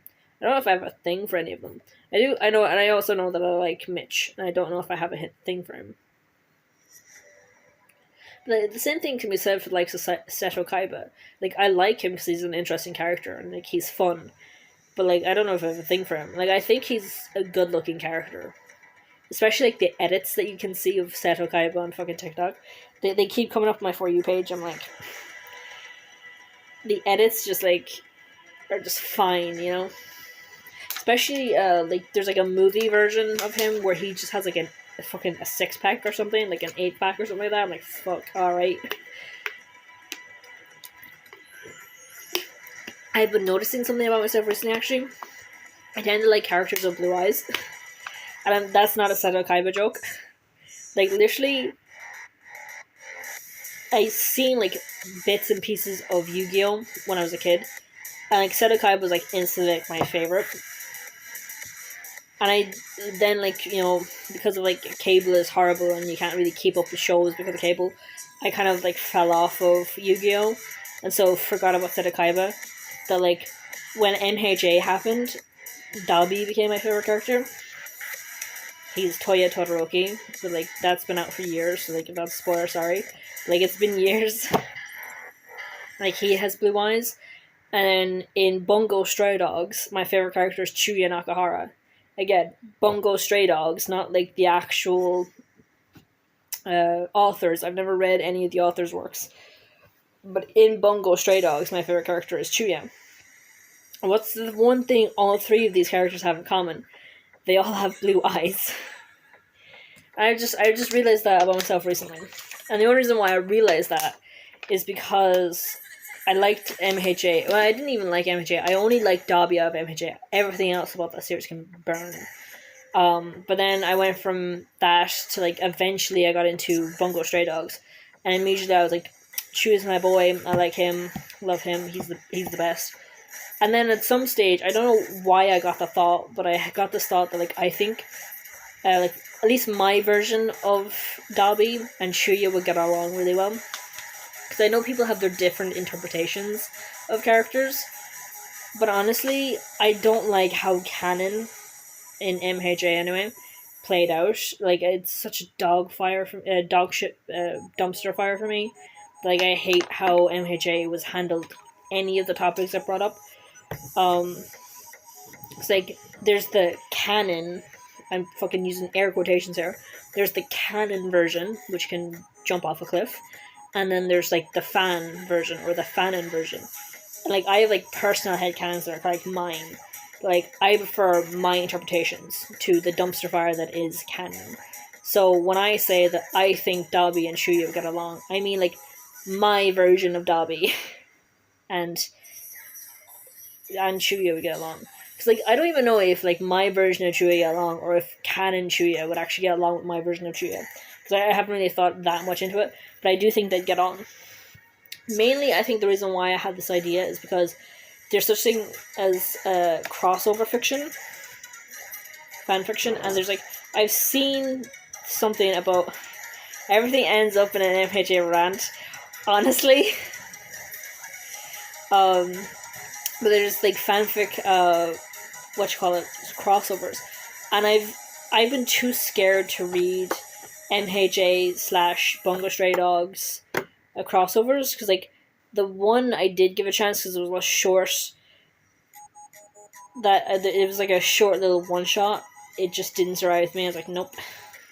Because again, it comes down to the fan and what they choose to write, and like fuck, I don't agree with any of these interpretations. So because of that, like I don't want to read any other crossover fics of MHA and BSD because I don't think I'll agree with whatever interpretation is written about. Because like there's one fic and like the summary is that like I think it was like Dazai infiltrates the League villains and Chuya goes to UHA or UA to like become like a hero student, and like I think the summary says something like that Dazai has to like prevent Chuya from falling for hero propaganda, and I'm like, honestly, my thoughts on Chuya would be that he wouldn't actually fall for hero propaganda. I don't know, I think that's just me. Because I think people, like, see Dazai and Mari and think, not Dazai, Chuya and Mari and think, oh, Chuya has been completely taken in by Mari. But honestly, I think Chuya just kind of, like, he's smart. Like, Chuya is smarter than he's given credit for. What a rant. I haven't even started ranting yet. Don't, like, so I could actually go into all the ways that MHA can burn. I love the way you're like, that shit scarred you for life. Like, I would rather be the one to scar MHA. It's like, it's not even a scar, it's a fucking...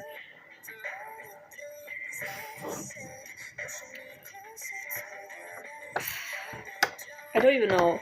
Because I was gonna say, it's more like a burn, where I hate it with a burning passion. It's not even a burning passion at this point. At this point, it's just ingrained in me that I hate MHA.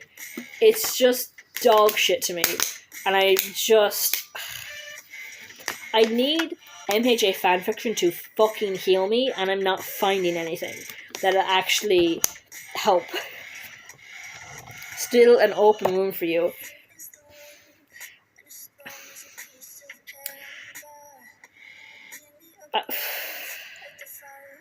It's mainly because I keep cutting it back open, I think.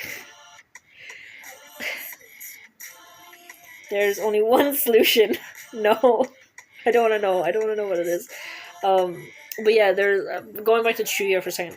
My interpretation of Chuya is that he would not actually fall for hero propaganda. Because I feel like the guy whose part of his ability is called corruption would be able to see through corruption. Like, literally, he's like one of the top tier in a fucking mafia. He should know better than anyone what corruption looks like. His, like, part of being in the mafia is, like, greasing the hands of corrupt cops and politicians and so on and so forth. There's no way in God's green fucking earth. I'm not fucking religious, but, like, there's no way in Bungo Stray Dogs where there's a fucking alternate reality, book-altering reality abilities, and fucking Chuya is the vessel for a fucking god, where Chuya would ever fucking fall for hero propaganda. And because of that, I don't want to read Bungo Stray Dogs / MHA fanfic crossovers, because I don't for a second believe that they'll actually handle it in a way that I'll fucking agree with. Because again, Chuya in fanfiction always gets written off as the dumb one, as the fucking, you know, the muscle to Dazai's brawn. He's the brawn to Dazai's brain, and I'm not okay with that. Because, like, Chuya is smart. Like, just because he's not as smart as Dazai doesn't mean he's a fucking moron. You know what I mean? And then, because, like, I personally think, like, and then, like, because of the whole MHA thing, MHA and Bungo Stray Dogs crossovers, it got me thinking about the characters, and if they were to interact, like, how do I think they'd interact? And honestly, I think Chuya and Dazai, or Chuya and, my interpretation, Chuya and Dabi would get on. And then it was only when I had that thought, I was like, oh, both of them have blue eyes. I was like, oh shit. Blue eye characters. And then, like, literally recently, Seto Kaiba has come back into my life. I'm like, oh, another blue-eyed character. So it's like, I have 3 favorite characters right now. And, like, technically, I'd imagine that Seto Kaiba has always been kind of with me. Like, he's not a new favorite character. He's been a favorite character for years. It's just, I've been, like, the other way when you leave a fandom, it's not even that I left a fandom, it's that, like, it hasn't been in my life, so I just kind of forgot about it. This is like, Dabi is gonna stay with me. Chuya will probably stay with me. And Seto Kaiba will stay with me. So, like, these are, like, my 3, like, ultimate, like, favorite characters. And it's for no other reason other than Dabi had a lot of potential that got wasted in canon. I know, I just find Chuya to be fun. I like how, like, powerful he is, you know. And then with Seto, like, he's what they call, like, an entertaining bastard, where, like, if he was the exact same but he was incompetent, then I'd be like, right, he's actually annoying, get him off screen, I don't want to see him ever again. But the fact that he's a competent asshole, it makes up for the assholeness. Like, I tend to like asshole characters, honestly. I don't know why that is. They can be fun. But, like, there's a difference between, like... Because there's a difference between, like, you're arrogant because of status, and you're arrogant because you actually have a right to be. You know what I mean? And Seto Kaiba is one of the ones who has a right to be. And I hate it when he gets written off as just the rich boy, or worse, when it's like, oh, he pays to win. I'm like, fuck off. He isn't just like, yeah, like tech is a huge thing, but that's not like him paying to win. He actually has a brain on him. Like it's literally canon that he's a fucking genius. You know what I mean? Like, the only time we ever see him lose is to the Pharaoh / Yugi. That's literally it. Any other time, it's just Mokuba gets kidnapped, you know, for plot reasons. And that's not Mokuba's fault. That's literally just for plot reasons. We need a reason for Kaiba not to be successful here. Because the thing is, when it comes to like a character like Kaiba, you need to give him something that, like... So the thing for Seto and Mokuba, right? Mokuba is obviously Seto's soft spot. If we didn't have Mokuba, we wouldn't get to see Seto Kaiba's soft spot. And then he'd just be a 100% asshole 100% of the time, with no reprieve from that. And that's not entertaining. That's not fun. You know what I mean? Like, the things he says are fun. Like, some of the things he says are so quotable. Like, it's a lot of fun. But, like, part of what makes him great is that he does have a soft spot. It's mainly for Mokuba. Like, later down the line, I think he gets a little bit of a soft spot for Yugi. But that's, like, a little bit, and it's not as much as with Mokuba. But, like, half the time, Mokuba getting, like, kidnapped or whatever is solely to, like, give Seto, like, one, to, like, let us see that soft spot, but two, to, like, give him a handicap.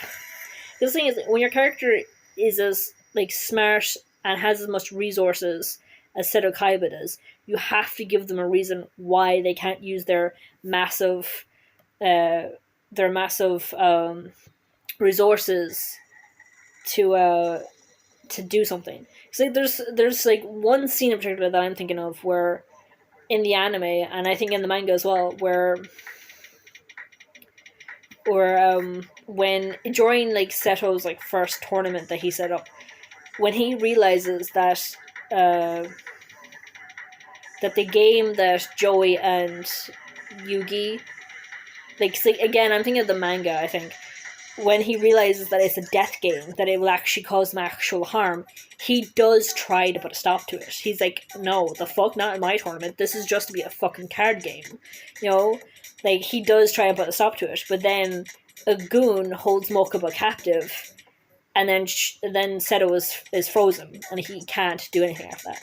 And that moment, I think, kind of solidifies for me, like, why Mokuba is kind of there. He's kind of there to be, like, a stopgap for... He's kind of there to, like, handicap Seto Kaiba in moments where plot reasons, this thing needs to happen, and then you need, like, a plausible excuse as to why one of the most resourceful characters can't do something about it. Because if Mokuba wasn't a character that existed, and this was happening, you'd have to, like, one of three things. One, have it that, like, Seto Kaiba is aware of it and chooses to do nothing about it. And then he goes from being like a prick to, oh, he's like a raging asshole who doesn't give a fuck about life at all, like anyone's life. The fact that, like, he has the resources and can do something about this and choosing not to. Like, he goes from an entertaining asshole to just a plain bastard. You know what I mean? Like, just like a massive cunt. Whereas another option is, like, he isn't aware of that it's happening. He's, like, off doing other things. So you'd either have to write it in a way that, like, he's too busy to notice X thing is happening. And so anytime anything like that happens again, it ends up just making him incompetent, which you don't want to happen. But, like, again, plot reasons, he'd either have to be too busy or too neglectful to know that this thing is happening, which would make him incompetent. which again is unfortunate, but like plot needs to happen sometimes. And then the third one would be like him being knocked out or something, so that way he can't actually do anything. So like the two ways to stop him, as long as Mokuba is around, is either for him to be knocked out somehow, or for Mokuba to be taken captive. Whereas like with Mokuba there, right, you have this moment where like he wants to stop it, he will stop it, he could stop it, but then his little brother gets taken captive, and nothing matters more to him than his brother.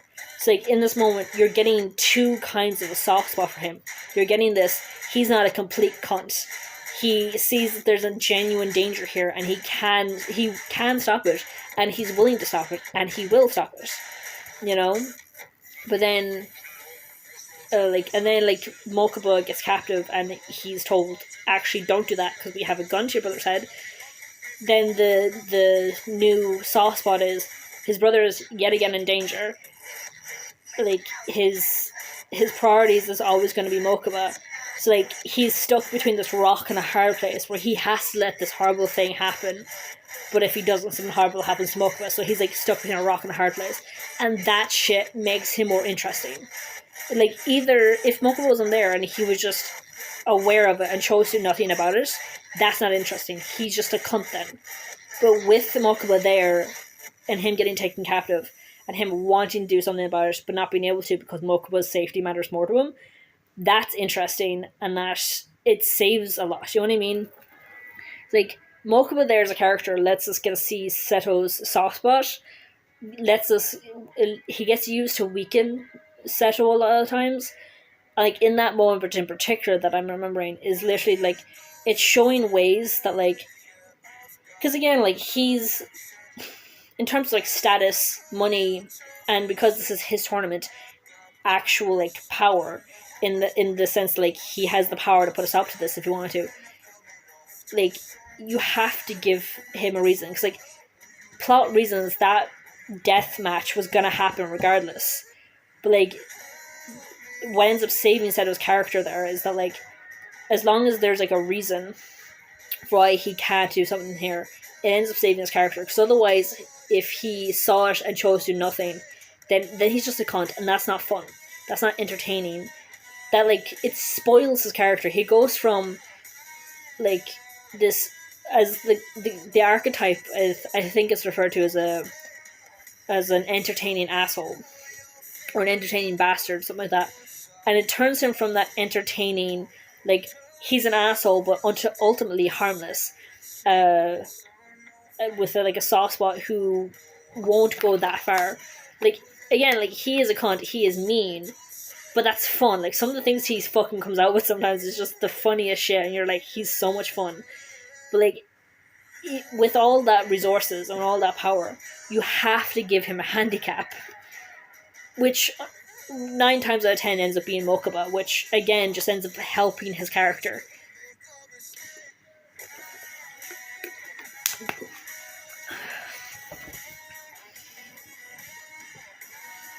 Honestly, like part of the reason why he's one of my favorite characters is because of his bond with Mokuba. It's because like he's a loving older brother to Mokuba.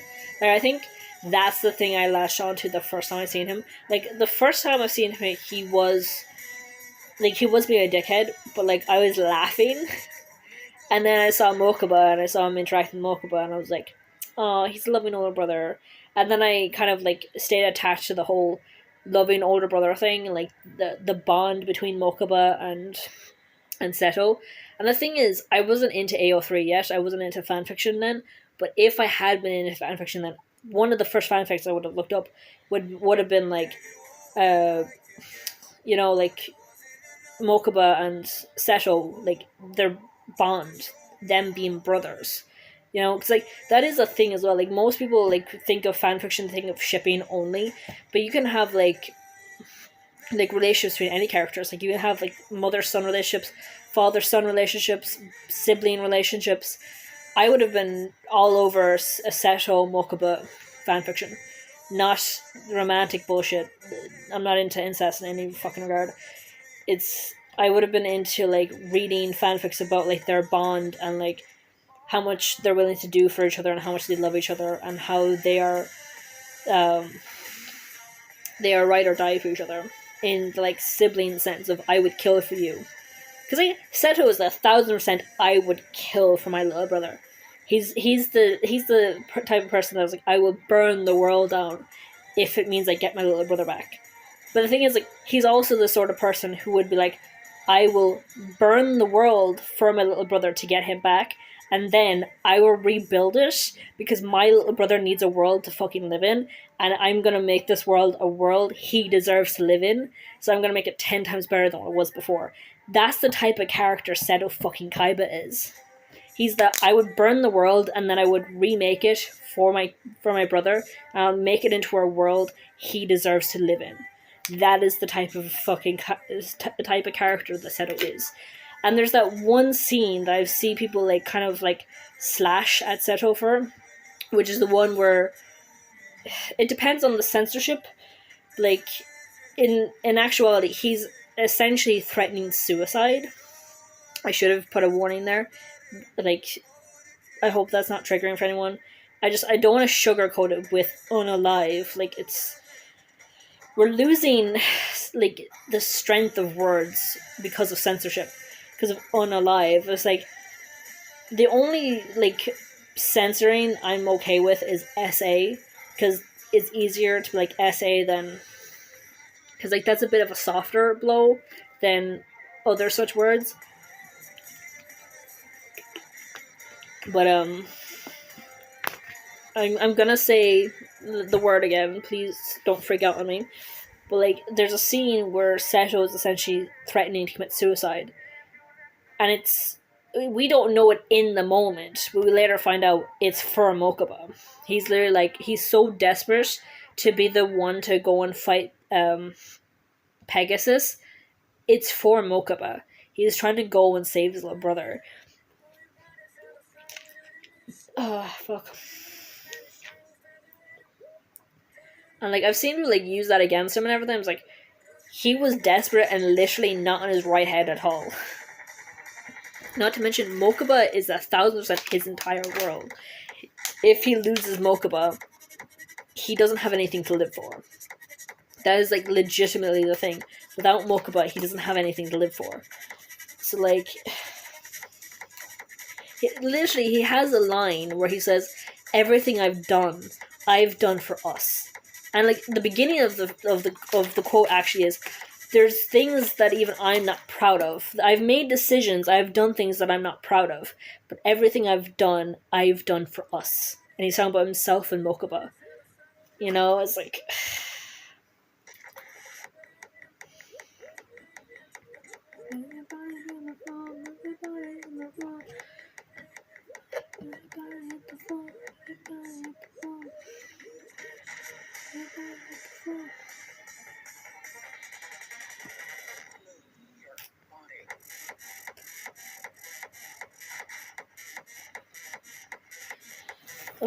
and that's just about Seto Kaiba, like, because, like, there's also Atem, which is the pharaoh, and Yugi. I see them as having a sibling relationship. I've seen people ship them, as in, like, romantically. I'm sorry, I can't fucking do it. They look too similar for me to be able to ship them. Like, their physical appearance is so alike that I'm like, as far as I'm concerned, they're brothers.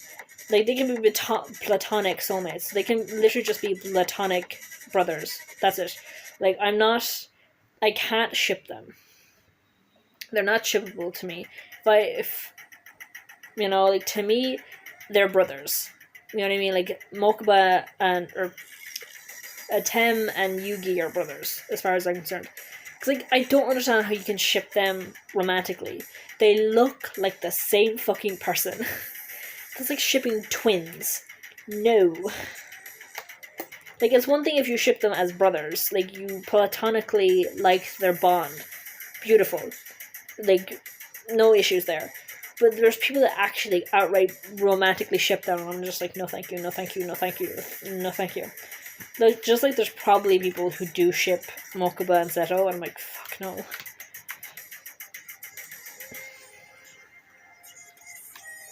Oh yeah, one of the things I was also saying about Seto Kaiba is, like, he's a certified fucking genius. Like, sometimes shit, like, plot has to happen, so he has to look incompetent for plot reasons. But like, he's a certified genius. Like, he's helped build the things that you've seen in the world.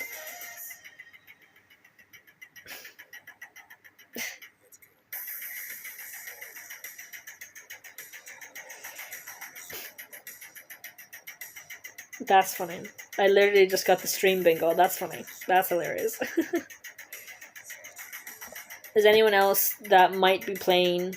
Are you close to a bingo? Is anyone else maybe playing a stream bingo? Are you close to a bingo? Because I can keep calling random numbers.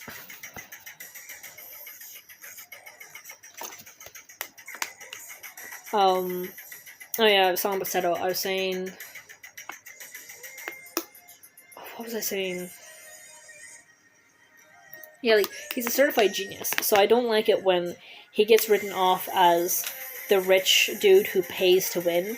I'm like, fuck off.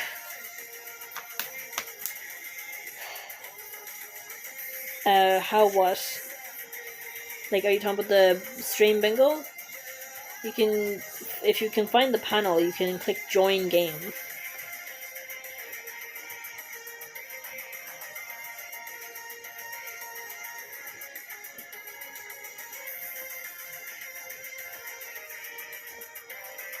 And then I can call random numbers. Also, I'm noticing that, like, cause, like, if I, like, watch the stream, it says here, stream bingo, number called 49. Oh, I don't know how. But, like, that's not coming up on my screen. Like, it's going up in the chat, but it's not going up on my screen chat. Like, cause I'm like, on Twitch chat as well, just, like, follow it. If you can find the stream bingo panel, because like I only know how to find it on the mobile because that's what I'm using. So if you're in the chat in the mobile, there should be like a little purple button that says +3 on it on your mobile. I don't know outside of the mobile. I think it'll just be like under the stream. Like it should be like.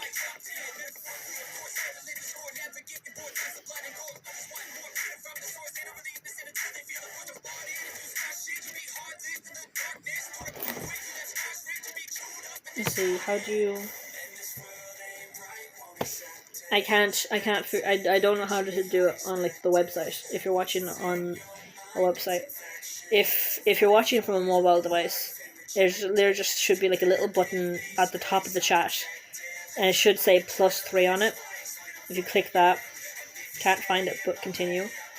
If you can find the like +3 thing, it'll say stream alerts, stream bingo, Pokemon community game, and your gaming profile. And if you can find the stream bingo, you can just click join game. Like I've only gotten back into, well, technically I haven't gotten back into Yu-Gi because I haven't actually watched any of the Yu-Gi stuff. I've literally just been seeing clips of it on TikTok. And I'm like, oh yeah, Seto Kaiba. And I just remembered how much I loved him. I'm like, yeah, I'm back.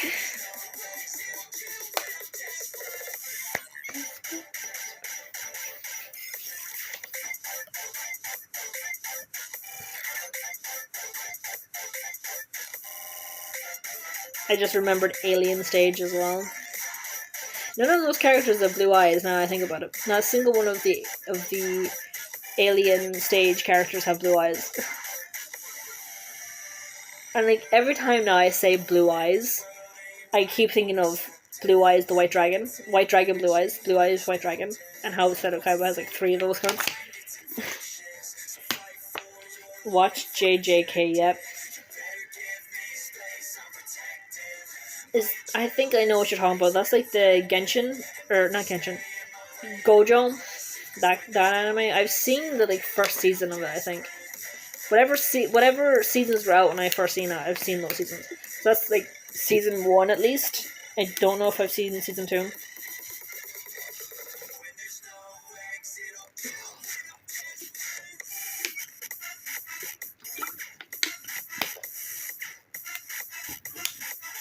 Oh, fuck.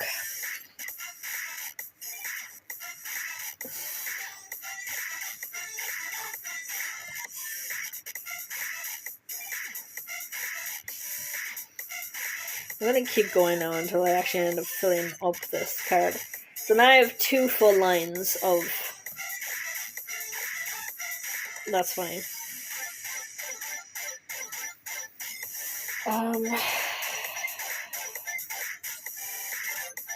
Let me go into my TikTok first so I can see if something comes up to me.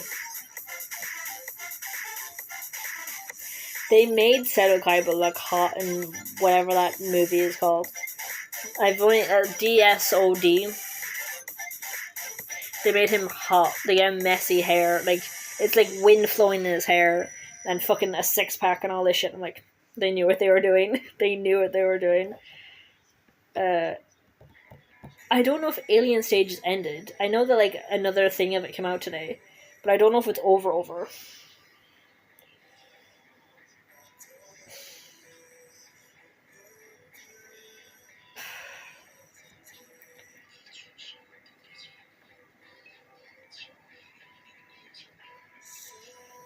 Also, I don't know. I can't remember if I said this last time I was talking about KDA. No, not KDA. The Demon Hunters show. I can't remember if I said this last time, but I actually, well, I'll say it now while I'm thinking of it. But I actually do like the fact that we didn't get a date or a kiss with Rumi and Gino, because that's the typical LGBT storyline. That is what usually LGBT storylines are. You get this pining and yearning and longing and more longing, and that's it. That's all you get. Either one or both of them dies by the end of the movie. You know what I mean? Or their fates are left ambiguous or whatever. I was like, I like the fact that the straight ship is getting the LGBT treatment. The only difference I've noticed actually is if both of them were female, or if both of them are male. So let's just say for this, they're both female. This little AU thought process that we're doing. Say they're both women. If both Rumi and Gino were both women, they would be, the fandom would be split between people who ship them and like, oh, look at the yearning, look at the longing, they should have kissed, why didn't we see a kiss? Which is what we're getting in canon right now, with the actual dudes right now.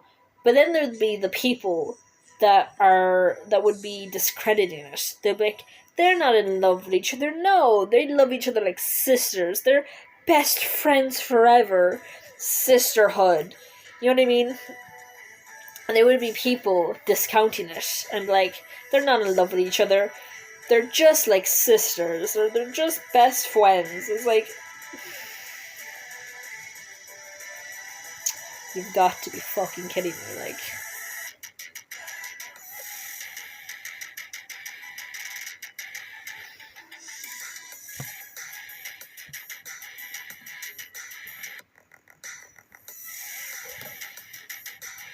Man. Like, literally, like, and like, if it was 2 guys, people like, oh, they're just frenemies. Oh, but they said that they hated each other. You know what I mean? Like, if it was 2 guys, they'd be like, oh no, they don't love each other at all. They both said in the movie that they were just using each other, that they were just lying. It's like, you know what I mean? Like it gets me like this. It gets me hopping mad, you know? Because, like, it's so annoying. Like, if this was actually, like, a gay ship, people, like, the half of the fandom, or quarter of the fandom, would be undermining it. Would be like, they don't love each other, they're just frenemies. They're just brothers. And it's just like, no. They're fucking pining for each other. Whereas, in reality, because it's a man and a woman, no one is doubting the fact that they had feelings for each other. Even though in movie, they both said, I'm just lying. They both said, I lied to you, or I'm lying right now. And both of them were like, I'm just using her. You know what I mean? Like, both of them had some variation of lying to each other, and both of them literally said, like, Rumi has that moment where she says to Mira, oh, I'm just trying to psych him out. And when she says to the two girls, I was just using him. Literally. And then there's literally the moment where Junyu, like, spins around at her and says, I lied to you. And, like, literally the first thing he said to her was, it was all a lie. Like, if they were both guys, specifically if they're both guys, people would hold on to the I'm just using you and it was all a lie bits. I'm like, see, that was them telling the truth. They were just using each other. I was like, no. They were obviously pining for each other. They were obviously just saying that for other people to hear. You know what I mean? But the fact that it's a straight ship, no one is questioning it. Everyone and their grandmother and the fucking kitchen sink are all of them are like, oh yeah, they're definitely in love with each other. Yeah, there's definitely pining there. They were obviously lying to each other and themselves and to whoever they said, I was lying to you or I was just using you. Like, everyone sees Rumi saying I was just using him, and everyone in the fandom knows she was just saying that in the moment towards her friends who were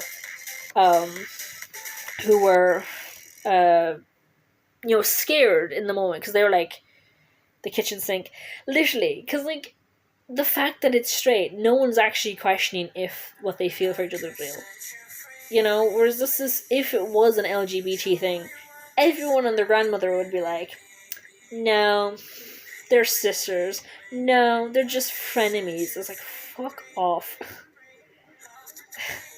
It's like, it's the main difference between, cause like on one hand I was like, I like the fact that it's getting the LGBT treatment, because that's what LGBT couples usually get. They usually get the on-screen pining and nothing else, and one of them or both of them dies, or their fates are left ambiguous or whatever. That's the LGBT treatment. That's what LGBT people have to deal with. They for LGBT storylines, it's the usual for one of them to die, and for there to be no kiss whatsoever. That we're all just like, there should have been a kiss. There should have been a date. They should have been allowed to kiss on screen, because LGBT people deserve to have that. They deserve to see two men or two women kissing. Right? But like, it's already at this point like an acceptable thing. We're like, yeah, it's obviously we're not going to get a kiss, but it would be nice to get one. And it's like, well, that's what fanfiction is for, right? But like, it's nice to see the shoe on the other foot for a change. That like a straight ship has to do with the, why no kiss though? Like, it's like, it's your turn now to have to deal with the, but why didn't they kiss though? We were robbed of a kiss. The amount of times I've watched a series, no, I wanted that Pokemon. Right, I've watched a series and I'm like, these two couple, this pair should absolutely kiss, and then nothing, because it's usually a gay ship, usually like an LGBT ship.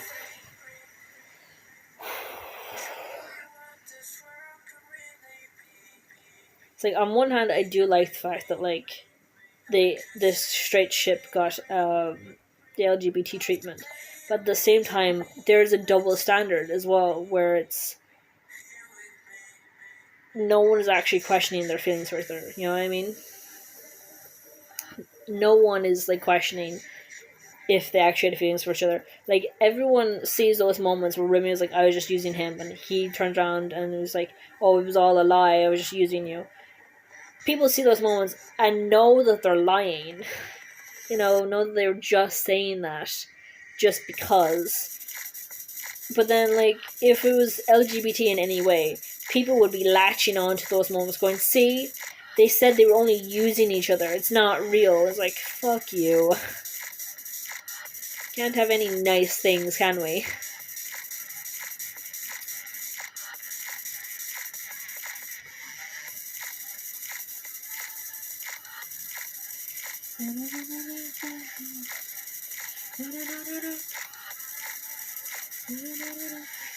I'm actually gonna keep going with the stream bingo until I have like a full card.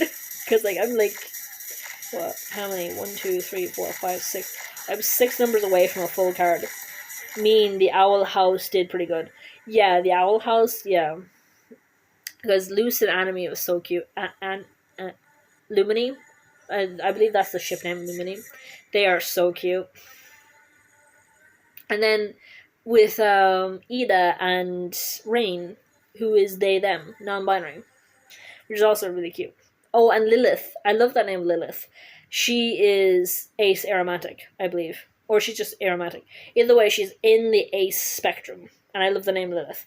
I prefer her, like, season 1 look, to be fair. But yeah.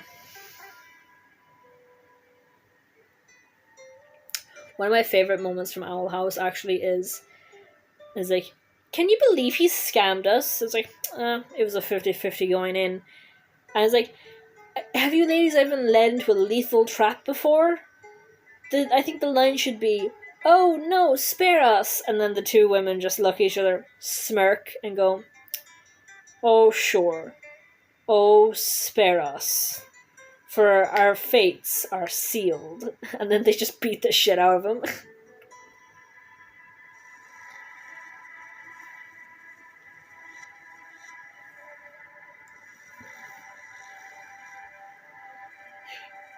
What other LGBT things are there? The Owl House was just gold. The Owl Lady was just comedy gold.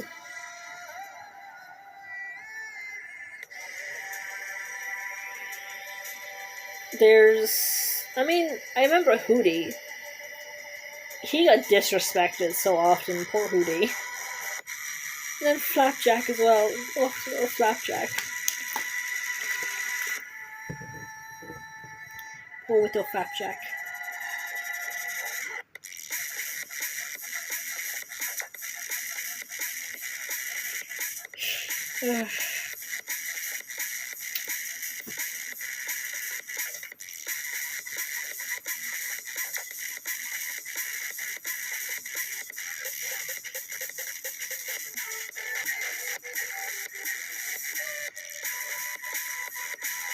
I'm just gonna be constantly calling bingo numbers for a bit.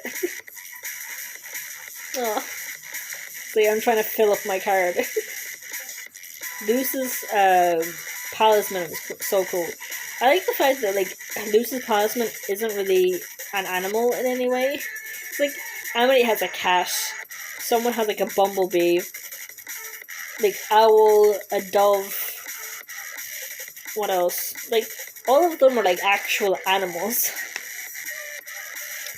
But Luce's is literally a cat, snake, shapeshifter.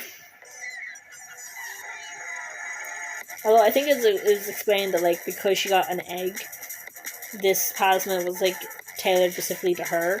And I guess because she herself didn't really know which she wanted more, so she got essentially a little shapeshifter, which is honestly completely fine. Like, let Luce have what she likes. Because honestly, like, if that was you, you would also want, like, a shape-shifting talisman. That way you can just essentially get whatever you want. Alright, I have one more number and then my bingo card is full. So I'm gonna keep going until I get the one number. So chat is just gonna be full of fucking bingo card was called. Like, for you anyway, I don't see it. It's not on screen. It's only in the Twitch chat. Oof.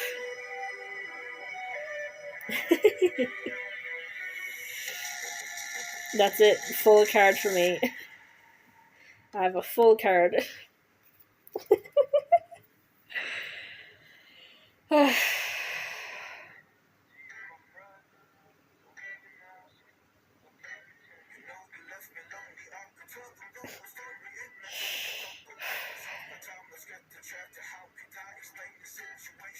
You know, Amphibia and Owl House are kind of similar. I've never actually seen of Amphibia, because I think Owl House and Amphibia are going on around the same time, and I was watching Owl House. Honestly, like, I keep thinking about, like, how I should make a list of, like, shows I want to watch and stuff. It's like, I want to get back into Totally Spies, I want to get back into Yu-Gi. I don't even think I want to watch the entire series, I think I just want to watch, like, the first series, like, the Yu-Gi-Oh! And nothing else. So I've seen bits of Yu-Gi-Oh! GX. What came after that? I think it was 5Ds. I'm not sure. It might have been Yu-Gi-Oh! GX something and then 5Ds. Oh, I've watched 5Ds. My guy, I've seen 5Ds. Have you seen 5Ds? The fact that you recommended it, you must have seen it. Can we talk about it? After that, nothing exists. Honestly, same. I tried, like, because I think after 5Ds, it's the one with Axel, with the, like, weird spirit Axel dude. I tried, like, the first, I think, 2 episodes, and I couldn't do it. Yeah, the Xeno shit. I couldn't do it. Like, I tried, and I was just like, I stopped after like 2 episodes or something, and I've never watched the series ever again. I keep seeing like art or whatever, like official stuff since, and I keep seeing like new characters. I'm like, oh, they must be into a new series because that's a different main character. Because I recognize Yugi and I recognize Jaden and I recognize the dude from 5Ds, and I recognize the dude from the Axel thing. I can't remember his name for the life of me, but I do recognize him. And I know the guy, because I haven't seen the guy after him, but I know of him. Like, I know he's the guy after the Axel dude.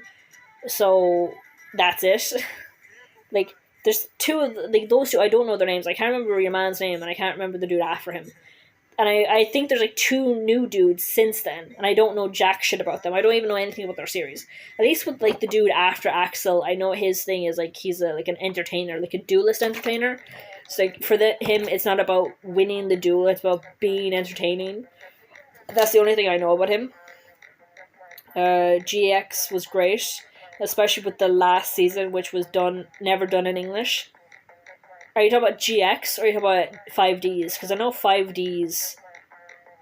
I'm pretty sure like one of the seasons of 5Ds wasn't released in English. It was in Japanese only. So I don't know if you're talking about GX or 5Ds.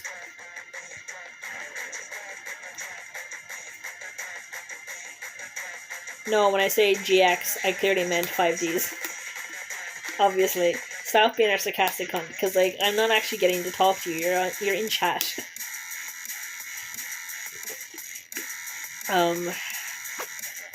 It's like, well, yeah, because you're the one who brought up 5Ds.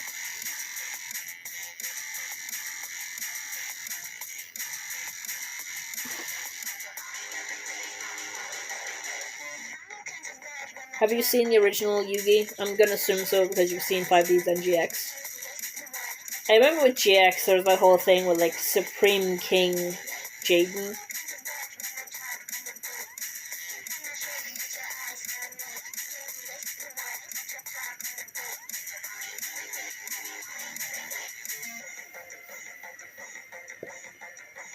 Yes, I've seen them all like 10 times over. Honestly, I've seen bits and pieces of Yu-Gi-Oh! And I like, I've actually looked at it. I've seen the entirety of 5Ds. I've seen more of GX. I don't know how much of GX I've seen, but I know I've seen more of GX than Yugi. And then I've seen like bits and pieces of Yu-Gi-Oh! Which is like the beginning of the series. So like, part of me just wants to go back and just like seeing the first series, because I know I love what I've seen of the first series. Season 3 in Monster Dimensions and Supreme King with Yubel. Yeah, that's right, Yubel. Is a banger. You need to sit down and finish Yu-Gi-Oh! First series. Honestly. So I feel like I'm going into it already loving Seto Kaiba. Nothing I think is going to change my mind on that, no matter how much of a bastard he might turn out to be. Especially Season 5.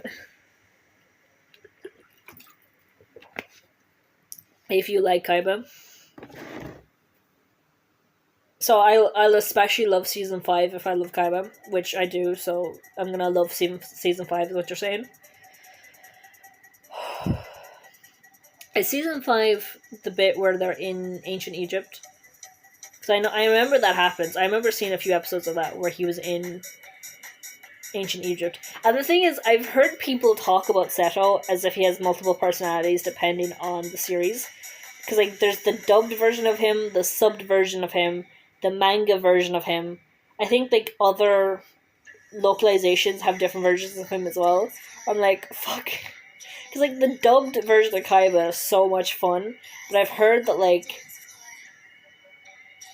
the 4Kids changed a lot of people. Yeah, but, like, dubbed Seto Kaiba, though, has so many, like, quotable things. And there's this clip of Seto that keeps coming up on my TikTok, where it's literally just, like, it's from the movie, where he's, where I don't know the name of the dude at all, because I've never actually seen the movie. He's just like, oh, but your monster's effects isn't, your monsters doesn't have any effects or something, and Seto just goes, it's not a monster, it's a god. I'm like, fucking brilliant.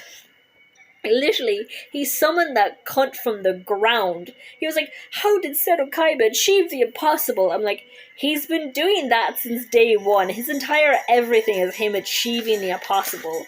Like, literally, that... I need to watch that movie. I need to watch the series, and I need to watch that movie, because I've seen clips of it, and I keep remembering that it's a god. I'm like, fucking alright. And he's just summoned that shit from the ground. It's like, the what was it?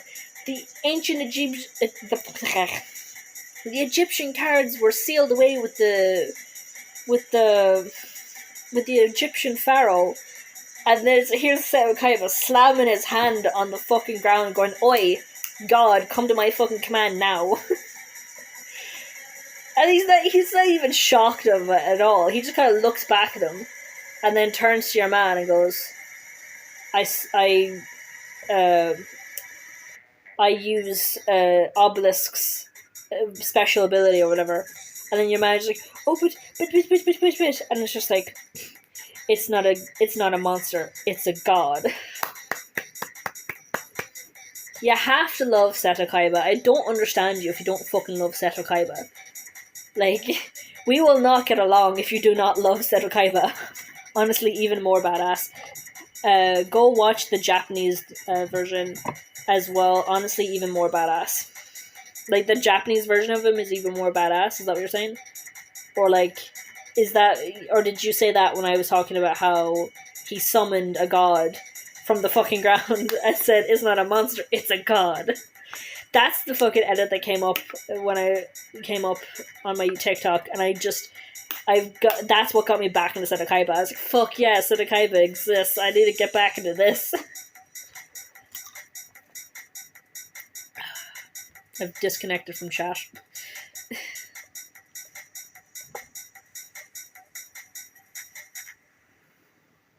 Fucking...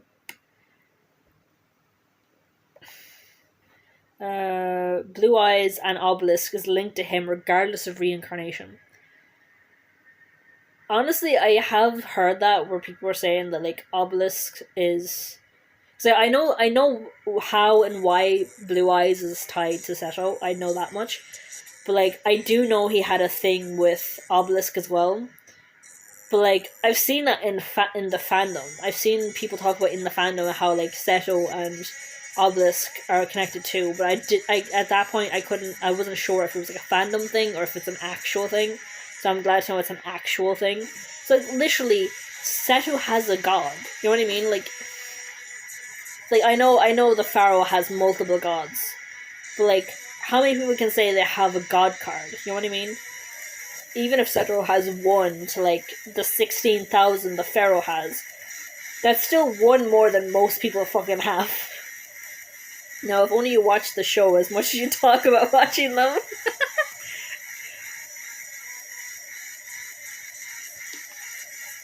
Honestly, yeah. Should we, like, figure out a way to, like, do a watch party? Like Discord or something.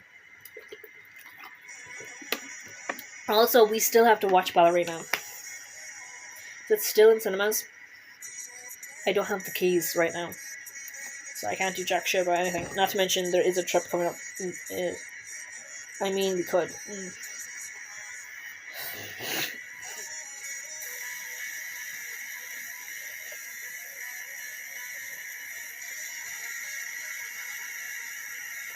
I'll watch the Japanese version, But I do want to watch the English version just to get dubbed Seto Kaiba. Because dubbed Seto Kaiba is fucking hilarious. Like, the funny thing is, the hilarious thing is like, if 4Kids, like, didn't censor the fuck out of things, right? Seto Kaiba, like, if Yu-Gi-Oh! Wasn't for kids, right? If it was, like, for teenagers or up, or higher, Seto fucking Kaiba would curse people out. Like, I need that. I need, like, canon lines or Kaiba, instead of calling, like, the group, like, the Nerd Squad or, like, Dweebs or whatever, because, like, the only reason why he tossed insults like that around is because, like, it's a kid's show. He's not allowed to say anything more severe. Like, I need uncensored Kaiba where he's just fucking cursing people out. That would be hilarious, honestly. Of course they are. What is that in response to? Of course they are. Oh yeah, the keys, yeah. I don't have them. But there is, like, a thing coming up next week that means I'm gonna be busy. So I can't, I'm busy next week. So I can't be doing anything next week. I don't know when next week. I just know that I have to have a day aside for next week. Or maybe more, I don't know. But yeah. What do you think about Kaiba? Because you've heard me all of now, like, talking about Kaiba. So, like, what are your thoughts on Kaiba?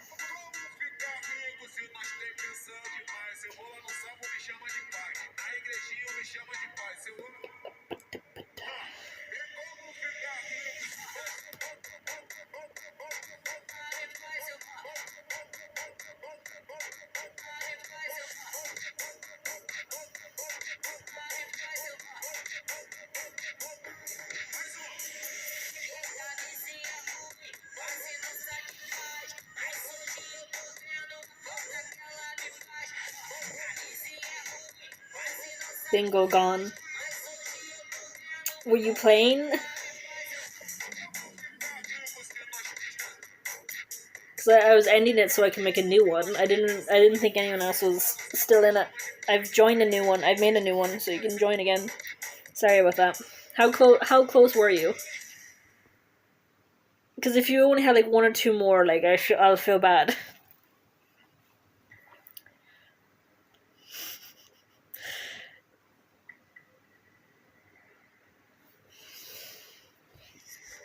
My guy, you need to answer me about Kaiba. What do you think of Kaiba? Seto Kaiba. I fucking, in that same movie as well with the obelisk thing, where he's literally just like, what was it? You say technology has its limits, but you're wrong. There are no limits when you're as brilliant as Seto Kaiba. And he just, like, has the arm up with the fucking blue light and all this shit. It's like, fucking, alright, my guy.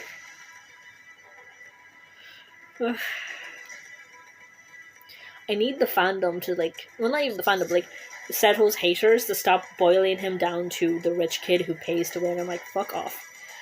I keep bringing that up, I know, but, like, I've seen too much of that. Because, like, again, I've only recently got back into it because of TikTok, and so when I find these edits and I go into the comments, like, some people are probably only saying it jokingly, but there are probably people who mean it actually. And I'm like, fuck off.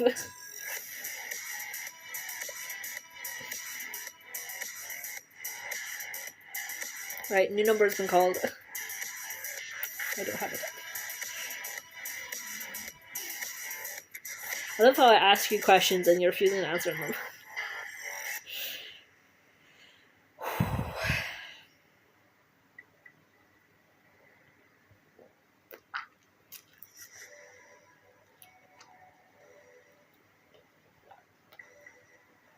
I have a bag of sweets. I should dig through them.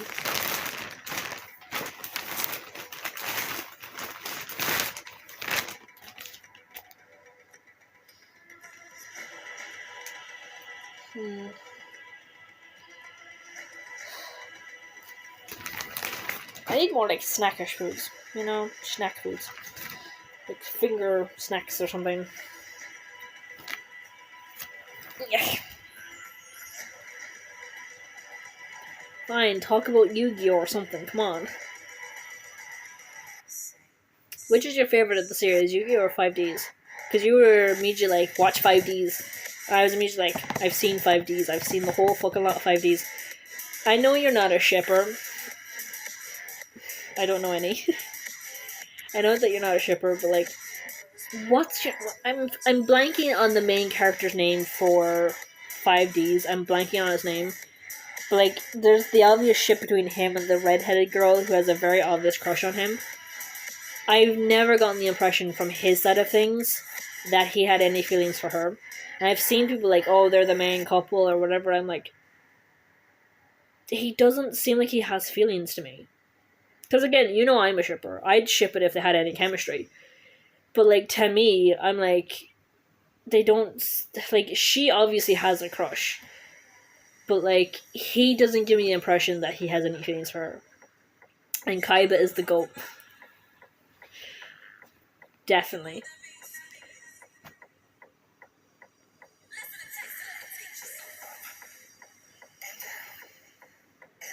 He does though. Yusai? How do I pronounce that? Yusai? In Japanese, it's more apparent.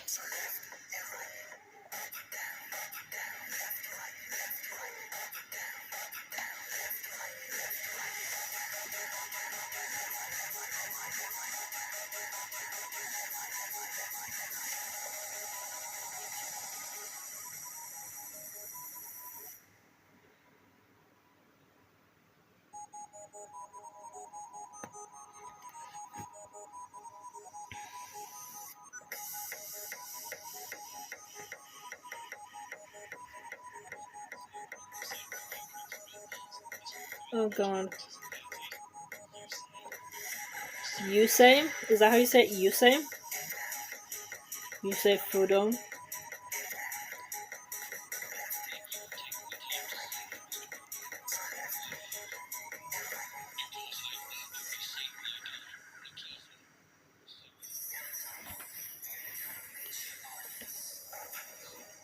Oh.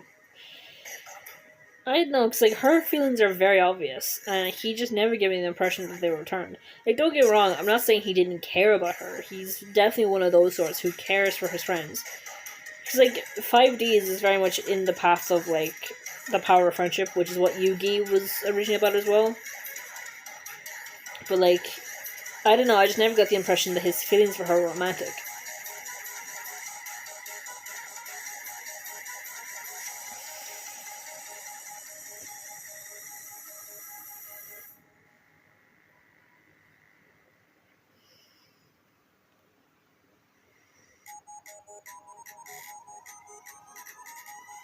Because to me, it always kind of came off like a bit one-sidedly. Like, she obviously had these feelings for him, and while he did care about her, it wasn't in the same way. We checked out the 7 Deadly Sins before. Yeah, I've seen of it, yeah.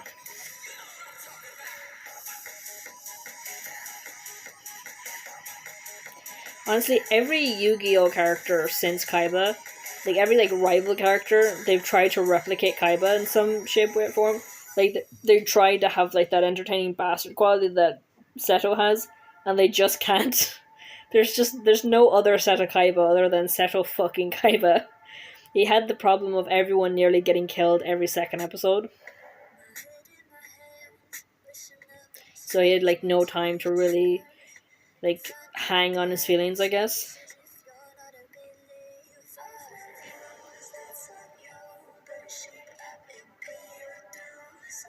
Also, it's a shame with the motorcycles as well.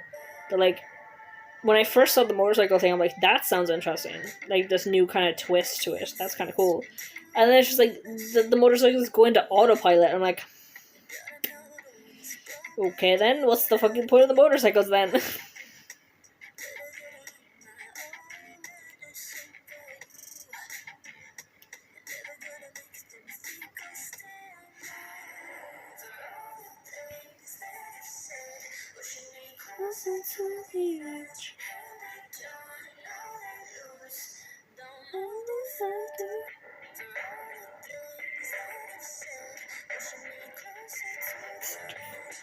I literally typed in Yu-Gi-Oh! And I typed in Yusei so I could hear someone say Yusei. And literally everything underneath the first one is just Seto Kaiba, Seto Kaiba, Seto Kaiba. Like, fuck.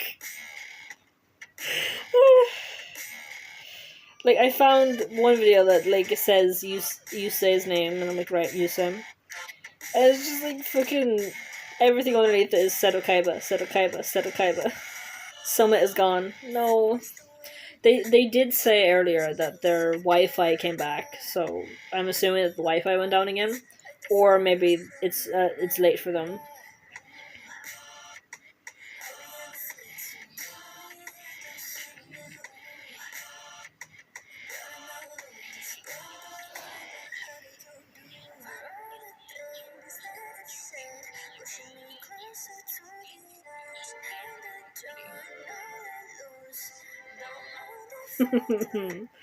The year one.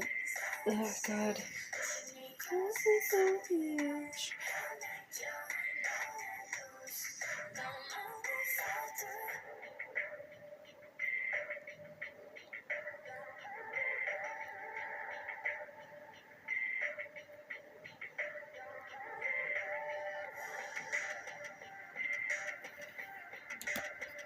Oh god.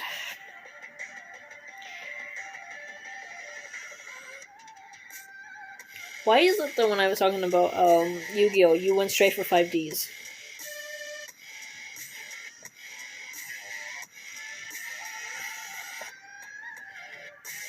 You have to remind me about the bingo thing. I keep forgetting about it sometimes.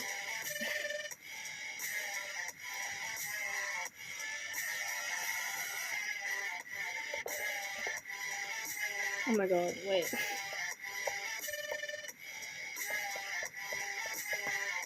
Shit, it won't let me. It won't let me. Hang on.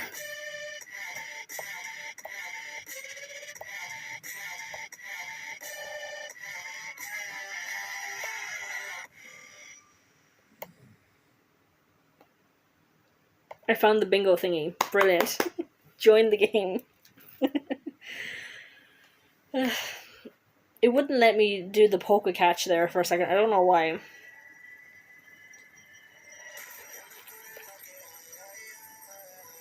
Oh, my dog is here. I didn't realize. Have you joined?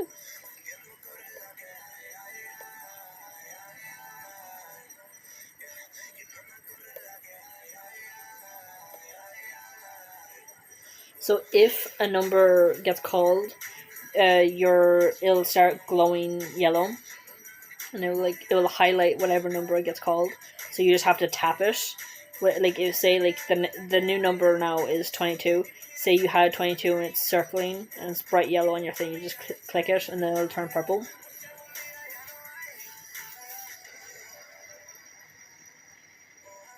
Yeah.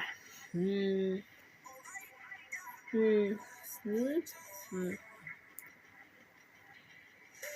also, like, this character also has blue eyes.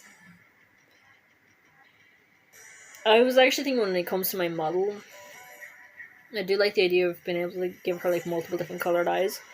Cause like I can't really decide on it. Cause like my very like original like little PNG had blue eyes, and then the next iteration, because like I didn't mess around with the colors at all. I was just focused on making something. I didn't focus on the colors at all. But the next time I was focusing on the colors to give like purple hair and changed her eyes to purple as well. And now just like kind of like with this model, she was pre-made or whatever, and she just has the pretty blue eyes. And like maybe I should go to blue eyes, you know.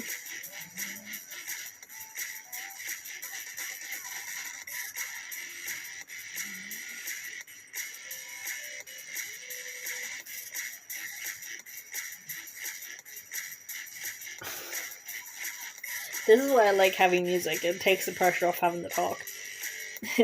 With the music, like I can just listen to the music. But yeah, see, there's no awkward silence because there's music playing.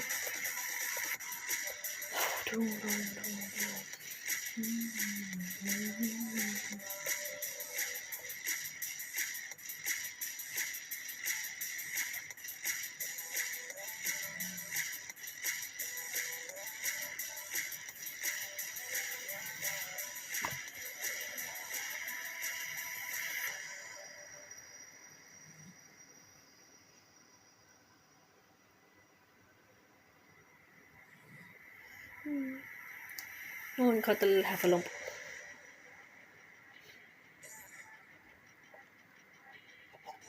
I'm just like constantly calling bingo cards now. Ugh. Any topics you just want to go back over? Because we talked about many things today, like Seto Yu-Gi-Oh series, the K-pop Demon Hunters, glitch techs. I think we could go back to glitch techs, but I don't know. Cause like all I really remember thinking is oh, and you had your daily MHA rant.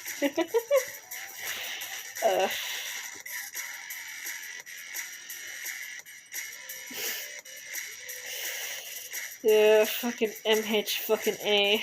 What does rant mean? You mean MHA? It stands for My Hero Academia. You can just see the resting bitch face. Where I'm just like, fucking MHA. Fuck's sake.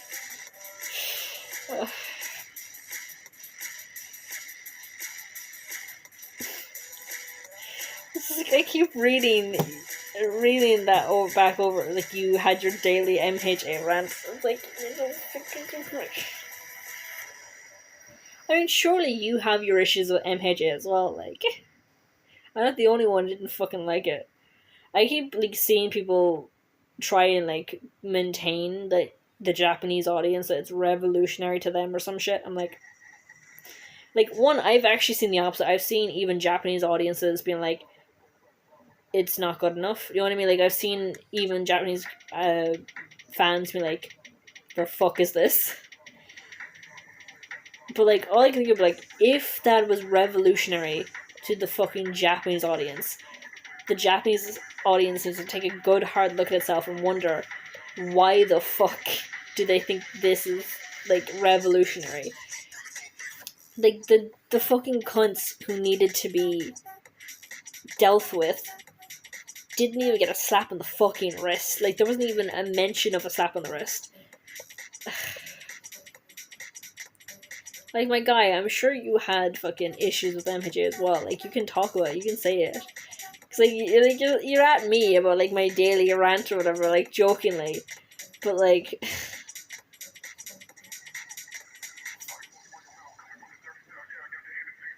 because like here's the thing when it comes down to it as well, is that like the fandom could really fucking help me out with this MHA thing, because like I want to forget about the canon bullshit, and I could do that if the fanfiction picked up. But I can't find any fanfiction to my taste. Which is mainly like, I want, abuser characters to be held fucking accountable. And that's almost impossible to find even in fanfiction, and I'm not fucking okay with that. Like, I can only find like a handful of like fanfics that like have a monochrome, like just like a bit of what I want. And like, while they're so good and I love them, they end up being not enough, because I just like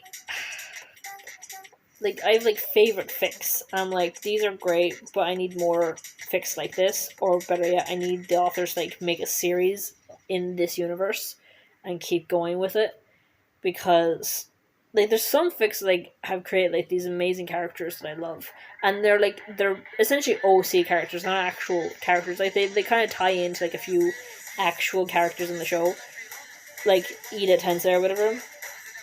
But like, there's like one fic that I'm thinking of right now where it's an AU where Ray actually fucking divorces Endeavor, and she gets the kids. She takes them when they're still all young, and she leaves the fucking place. And because of that, their childhoods end up being better, and so shit changes because of that. And because of that, like Toya, he goes into heroics, but he goes into a different school to like get away from the Endeavor bullshit, and he's actually able to get his hands on support gear, which helps him out greatly. and he actually gets to like figure a few things out about his quirk and everything, and then he basically goes, he like graduates from school or whatever, and he goes into Black Ops. And the particular, like, the fanfic, the series actually, makes characters for the Black Ops, basically. The leader, the few characters attached to it, all of this sort of stuff. And then it kind of ties back into, like, other characters, like Tensa Ida. The leader ends up, like, having feelings for Tensa Ida or whatever. And, like, it's, like, I love the characters that they made. You know, like, what's her name? Maya or something. She's like the leader of the group. I love her. And the thing is, like, in the fic, literally they have like characters going, "Oi, Toya, can you tell our boss or the woman in charge, can you run this by her?" And then he's like, "Why are you all always coming to me to talk to your one?" It's like, she's terrified. Like, why is always coming to me about this? And he's like, "'Cause you're her favorite." She'll be more inclined to listen if it's you. You're her favorite. I'm like, I need more. I need more stuff like that. I need more from that series of six, particularly because I love the Black Ops thing. We don't really get to see much of it, but I love it, and I want to see more of those characters, even though they're basically OCs. But like, they're so well written that I want to see more of them. I need that series to be more, but it's only like two. It's only like two series, so essentially like 2 books basically. And I need more. I need more in that universe. Like, that's like my biggest problem with MHA fics right now, is that like, when I find fics that actually do tackle shit that I want to tackle the way I want them tackled, they're ultimately not enough because they're so few and far between.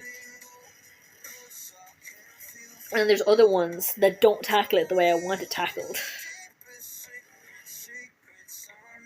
Where they're like, where Endeavor's still allowed to like get off scot-fucking-free. Like, there's one fic that like, it's a really long fic. It's like 60 chapters or longer, and I love everything about it except for the fact that even in that 60 long chapter fic, Endeavor doesn't get held accountable at all. Like, he's just casually and easily allowed to get away with it as well. Again, like, even there, like, he gets a few consequences, but they're less like actual consequences. It's more just characters that he's abused reacting to him and his abuse, which is perfectly fine. But he doesn't get like scorned, fucking jailed, fucking his respect lost, nothing. He loses nothing. He continuously loses fucking nothing, even in fanfiction, and I need that shit to change. Fanfiction could really fucking help me. Like, the way to like stop with the MHA stuff is to forget about canon, and the only way to forget about canon for me right now is a fanfiction. If I can find like just many fanfics that just erase canon for me, where I'm just like, I love that, I'm taking that, I love that, I'm taking that, I love that, I'm taking that. I need fandom to be erased. I need the canon to be erased. I need to have my own fanon stuff, and I'm not finding like I did find a few good fics. Simply, they're nice, but it's not enough. I need more of them, and I can't find them. Apparently, Zoe's a lesbian. And then what did you say above that? No, cause it was mid-trash, mid-ass garbage, and not worth the time. I know, it's just for me. I'm not saying it's worth the time. It's not fucking worth the time, but like, I'm so angry at the messaging.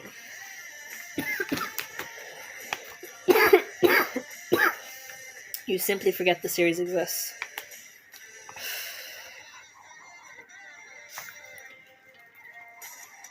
It's the messaging for me. Whether your man intended or not, I don't give a fuck what he intended. But he, intentionally or not, basically fucking iterates this myth of the perfect victims and how abuse victims should forgive thy abuser and suffer in silence. And if you don't suffer in silence, like, say, Toya or Shigaraki or Toga, the League, if you don't suffer in silence, then you're a villain. You're evil. You're irredeemable. You should be killed off and die. it's such dangerous, disgusting messaging, which is essentially just let your abuser get away with it. And like, I hate it when people are like, oh, but that's the realism bit of it though, because rich, but fucking socially high class people get away with shit. I'm like, this is a series where people can blast ice out of the palms of their hands, or have a Windex bottle for a fucking head. Like, I don't fucking want realism. I want abusers fucking held accountable. Like, the only time you're ever gonna get that is in fiction. So why isn't fictioning?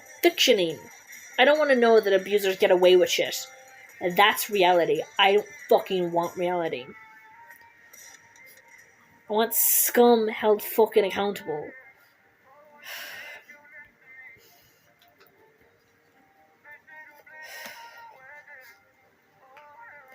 When you say Zoe, I'm assuming that you mean from like, what you call it, demon hunters. I've seen people say that they get bi vibes off Mira.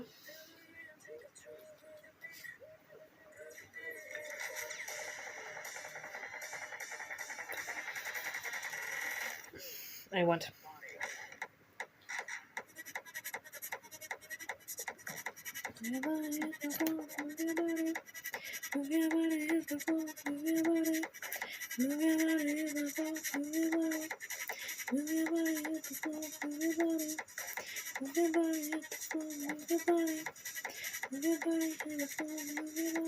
It's poke catch.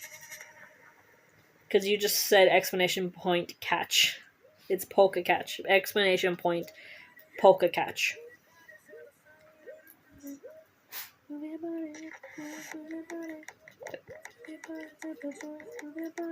There you go. That's it.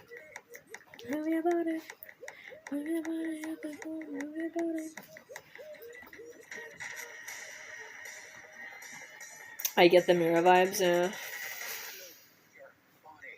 Honestly, like, I do understand why people kind of see the bi vibes in Mira, but honestly, I think I prefer her just as a lesbian. I miss how Zoe I miss how Zoe's lesbian. I don't even know, like, I didn't really get any vibes off the girls, honestly. I've just heard other people say that Mira has bi vibes. Honestly, I prefer the idea that, I don't know, I mean, I have heard people say that they think Mira is not just bi, that she probably has a preference for women. To be fair, though, both Mira and Zoe showed, like, a thing for abs. But the thing is, with the ab thing, is that, like, when it comes to Mira especially, the only thing she really showed interest in was the abs and nothing else, whereas Zoe had this whole thing where she was clearly crushing on Mystery. So if anything, Zoe's the bi girl, and Mira is probably more lesbian, because like she gives me more lesbian vibes than anything. Because like, what makes more sense? Especially because like Mira was the black sheep of her rich family. Maybe part of the reason why is because she was a lesbian, and as a rich lady or whatever, she would have expected to like marry some man, have kids or whatever. But she's there like, nah, bitch, I'm only interested in women, and that begins her whole black sheep thing.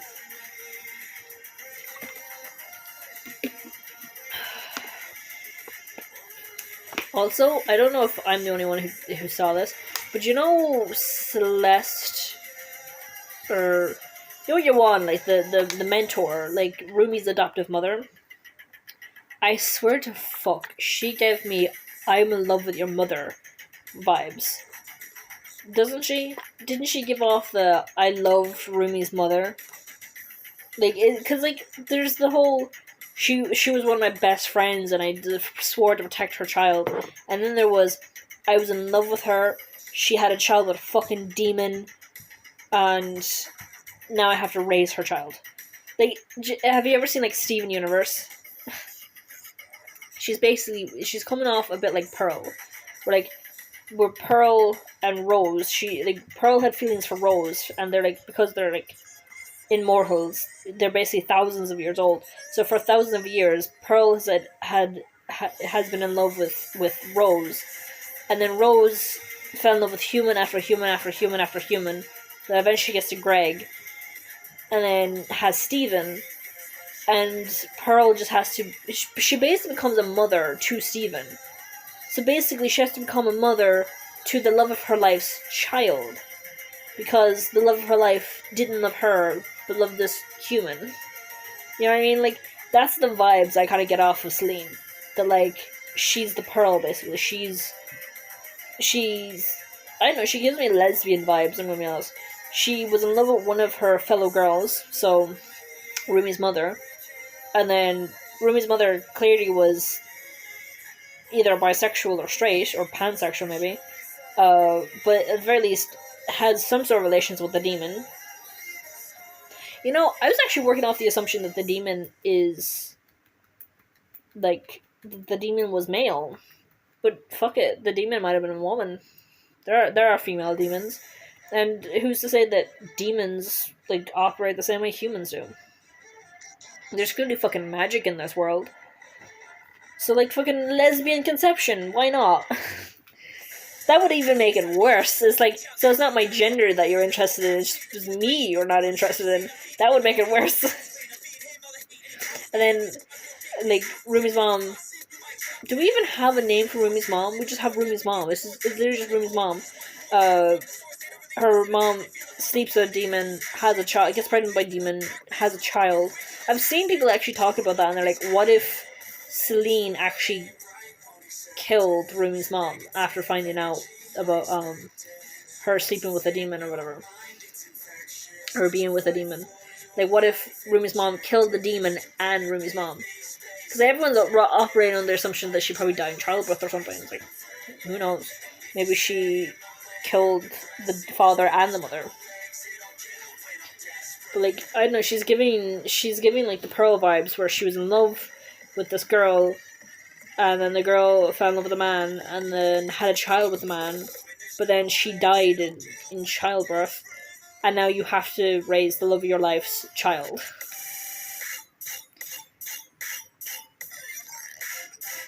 So, like, literally, that whole scene with Celine, where she's like, I swore to protect what was left of my mother, could be that they hooked up once.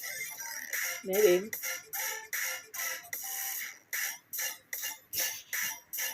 My friend just fucked off. I literally just saw the viewer count go down by one, and like, my friend just fucked off. He's not here anymore. Like, I was talking about like lesbian romances or fucking something, and he's just gone, fucks off. I don't know, do you get that vibes? It's like, I feel so bad for Pearl as well, like, the love of her life didn't love it back. Goddamn. That must be difficult. And then you have to raise the love of your life's child. Fuck's sake. Do you want to know a ship I have for Pearl? So I've seen people ship Pearl with that pink-haired girl. You know, the one that looks like Rose. I thought it was cute. It was cute in the sense of, like, it's showing that Pearl is beginning to move on or whatever, which is nice. But I was immediately like, it's not for me. I don't ship it because she looks too much like Rose for me, for it to really get across that she's, like, moving on from Pearl, or from Rose. But, like, at the same time, like, Pearl didn't even see it. Pearl was like, oh, she just gave me her number. And there's really a scene where Pearl, like, stores the number. And then it's like, we see, like, a row of numbers. It's like, oh, people, like, humans have been, like, have loved Pearl for a while now. Like, humans have just been giving them her number, like, or her their number, like, fuck's sake. Like, Pearl lied to herself about Rose. I ship Pearl with Bismuth. The second I caught her onto Bismuth having a crush on Pearl, I was like, oh, hell yeah, that's my ship. Love that ship. Is there fanfiction for that? I've never actually read any Steven Universe fanfiction. I should see if there's any Pearl Pearl Bismuth And I think it was actually implied as well that Pearl or Bismuth had a crush on Pearl back when Rose was still around.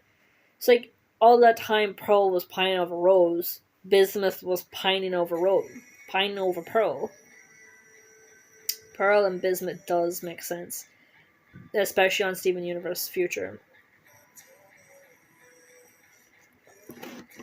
The funny thing is, I didn't see it like at the beginning. Like that moment where when Pearl and Bismuth meet again, and Pearl literally throws herself into Bismuth's arms, and Bismuth just fucking catches her. Like I didn't ship them in that moment, but like when that moment later down the line where we see Bismuth having this very obvious crush on Pearl, and we're like, and like that was like the moment like. That's my ship. That's the ship. I love it. I can't believe I didn't think of this before. And then like just going back over some episodes and just re-seeing that moment where Pearl just throws herself at Bismuth, I was like, why isn't that the moment where I started shipping them? That's the moment that should have been like, ship. That's my ship. Ship. Set sail. Like that should have been the moment. Like literally, Pearl had no qualms with just throwing herself at Bismuth. I'm like.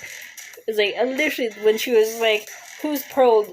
Oh, a Pearl, and who do you belong to? No one! Like, I love it. That should have been the moment I started shipping them, and it wasn't. I feel like such a failure for not seeing it in that very moment. Because, like, literally going from, Pearl and Greg, no. What does what do you mean by D-O-Y? Oh, you mean though? Pearl and Greg, though? No. I cannot see it. I know I've seen, like, Rebecca Sugar had, like,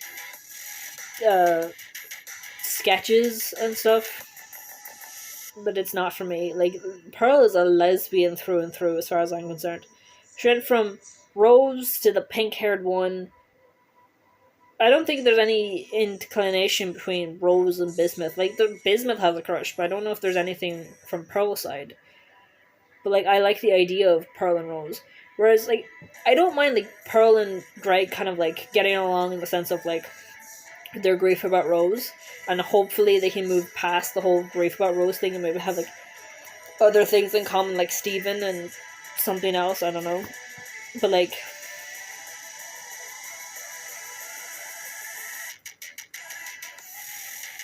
At first I thought it would have worked. But after that episode where Pearl and Bismuth went on a date... Honestly... I don't like the idea of Pearl and Greg at all. Like, I think, during the movie, the Steven Universe movie, I think that actually makes Greg and Pearl worse for me. Because if she did gain feelings for Greg after that, like, literally, in that movie, where she, forgets herself, she goes back to factory settings, and she gets reawakened as, like, a slave Pearl. She's like, oh, and what is your name? And he goes, Greg. And then she calls him, Greg, the entire movie. And she, like, doesn't look away from him. She's, like, fucking a servant to him, basically. If she had gained feelings for him after that, one, for me, that would actually throw my thoughts about her feelings for Rose into question. Because up until that moment, I was like, no, her feelings for Rose are of her own volition. Because that's how I thought of it the entire time, that her feelings for Rose were... of her own, like that was her free choice the entire time. But like if she then caught feelings for Greg after that, I'd like, because like to me she's a lesbian through and through, so if she had gained feelings for Greg after that, I'd like, so is it some kind of like ingrained, hey, this was your owner type of a thing, you know what I mean? Like it would actually throw my thoughts of her feelings for Rose into question. Because like the thing is as well is like, because I think part of the reason why Rose and Pearl never actually became a thing is because Rose, on some level, like, Rose realized the only person who knows that I was formerly Pink Diamond is Pearl. And Pearl is my Pearl. Pearl is Pink Diamond's Pearl. You know, like, I think Rose herself was kind of questioning, hey, how much of Pearl's feelings for me are actually genuine, and how much of it is just like leftover programming. You know what I mean? Because I do think that's something interesting to think about. Like, because like after so long, there's no way that Rose wouldn't have picked up on Pearl's feelings. So I genuinely think like part of the reason why they never actually became a thing is because Rose was like, she's the only one who knows I'm pink, and she's pink, Diamond's Pearl. So like, how do I know that her feelings for me are genuine and not just leftover programming from being my servant? Because again, like I feel like if Rose or Pearl had been like quote unquote reset back when Rose was still a thing, and she, got attached to someone else as like a servant or whatever, and if she then still had feelings for Rose, then I'm like, yeah, that 1000% confirms it. Her feelings for Rose are of her own volition. And if that happened with Rose, then Rose would be like, oh, so her feelings for me are real and they're not just programming.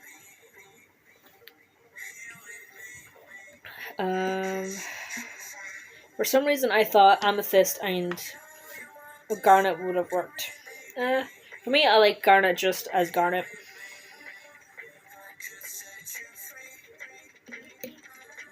Honestly, I don't know if I really ship Bismuth with anyone. Or, not Bismuth, Amethyst. So I'm so used to her being like, her and Steven being like brother or sister, that I don't think I've ever really thought about her ships. So I think that like there was Amethyst and Peridot, but then there's also Peridot and Lapis.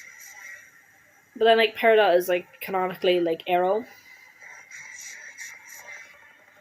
So like the only thing Peridot wants is friendship.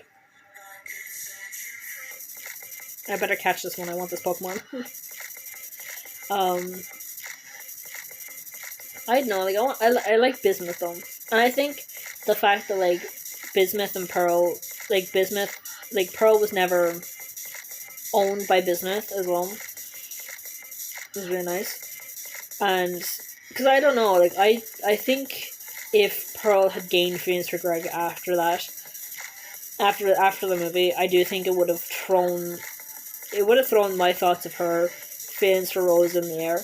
Because up until that point, I was like, no, her feelings for Rose were of her own volition. But if she had gained feelings for Greg after that, I was like, oh, so it is like leftover programming, kind of like forcing her to be subservient to a previous owner, just in a different way. This time it's manipulating her feelings to continue to be servient.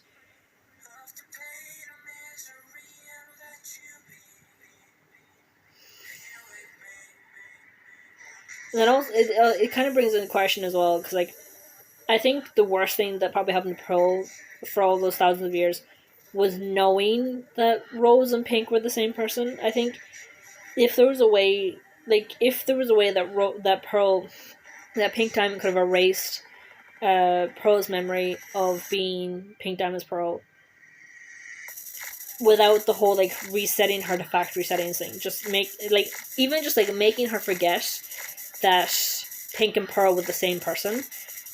I think that would have led to like Pink and Rose, or Rose and Pearl. Like, I think as on one level, if Rose did pick up on Pearl's feelings, she'd then be like, "Oh, her feelings are actually real for me, and not just leftover programming from being my servant."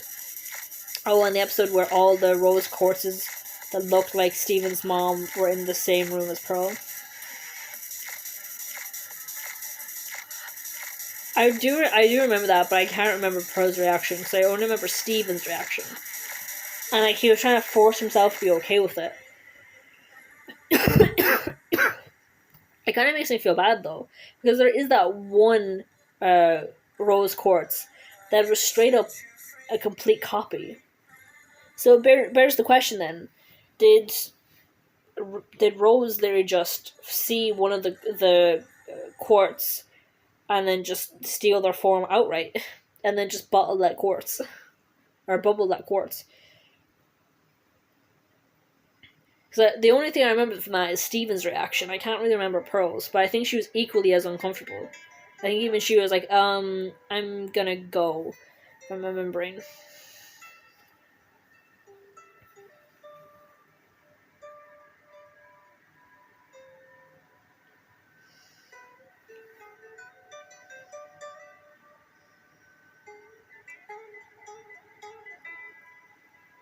She was mad uncomfortable.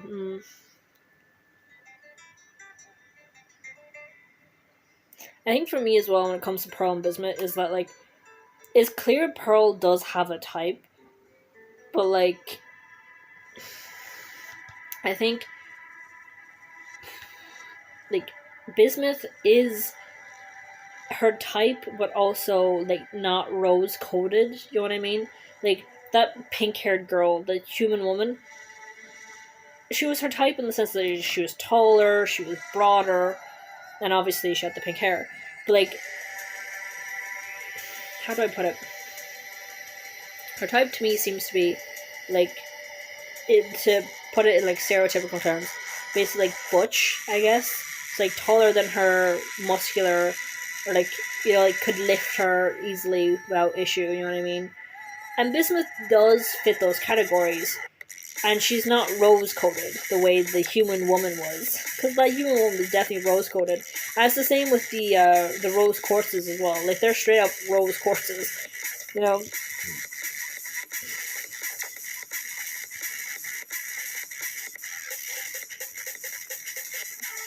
So like Bismuth like hits the mark in the sense that, like, she's taller, she's broader, she's muscular, and she can like lift Rose with no issue. So in that sense, Bismuth is Pearl's type.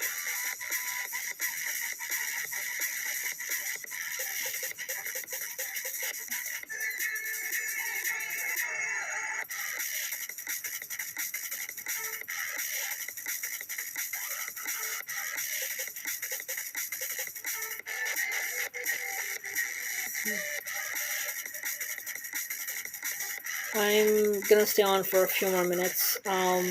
Anything else about anything that you want to talk about? The rose quartzes that look complete like Stephen's mother was just so delicate. Like that's the thing. When I first saw her, I was like, did Rose like straight up copy? That's the other thing as well. We don't actually know that, because once you get bubbled, when you get bubbled, you like, when you reform, are you reforming into whatever form you're in before, or are you choosing a new form? Because we know that that's a thing. We know that they can choose a new form.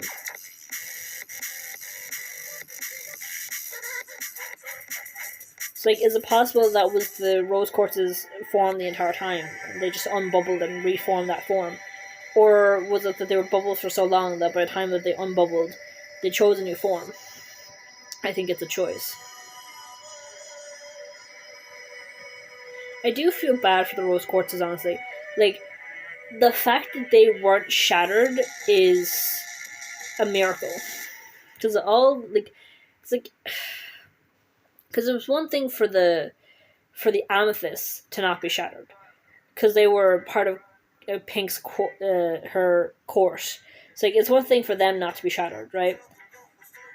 Because not shattering them would be like keeping a bit of Pink's court alive or whatever, which is understandable. But the rose quartzes, the fact that they weren't fucking shattered is actually a miracle. Like, we know that Homeworld did like messed up shit where they experimented on gems. Like, literally, we have like the cluster. You know, like, they're like made up of like all different types of shards, all different types of gems. Like, fuck. So like, the fact that the crystal, the rose quartzes, like, weren't shattered is a miracle. Weren't they hidden though? I mean, I can't remember. Like, weren't they in the human zoo? Like, I'm pretty sure they were in the human zoo, and that cause,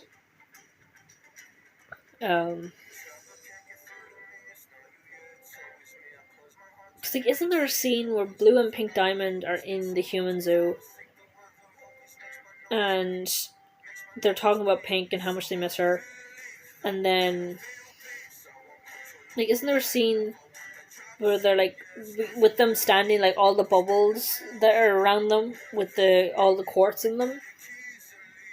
Like, I'm pretty sure that's a thing. Hang on, let me look it up. Human Zoo. Human Zoo. Blue and yellow diamond.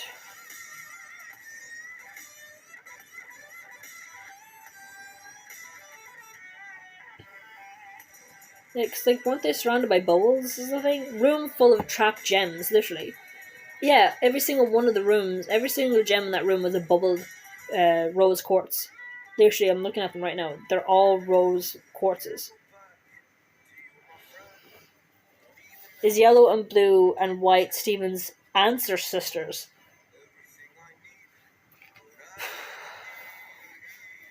I suppose if we go by, like, everything, I'd rather say aunts, I think, because blue and pink do kind of act as if they are Pink's parents, honestly. Cause, like, the way, cause, like, I suppose in terms of, like, family, they would be essentially sisters, with white being the eldest, pink and yellow essentially being twins, I guess, and then pink being the baby.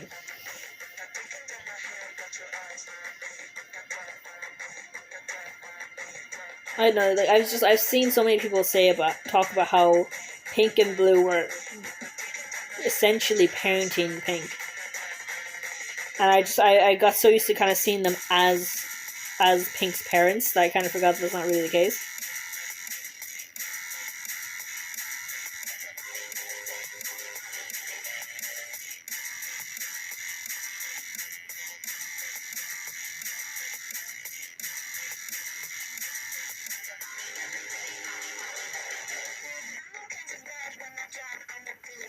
Oh, literally, the scene is blue and pink, or blue and yellow go to the human zoo, and blue is crying. Then yellow shows up and she goes, "It's been thousands of years, and you still can't bring yourself to destroy these fucking gems." Well, she doesn't curse, but she says, "You still can't bring yourself to destroy these gems."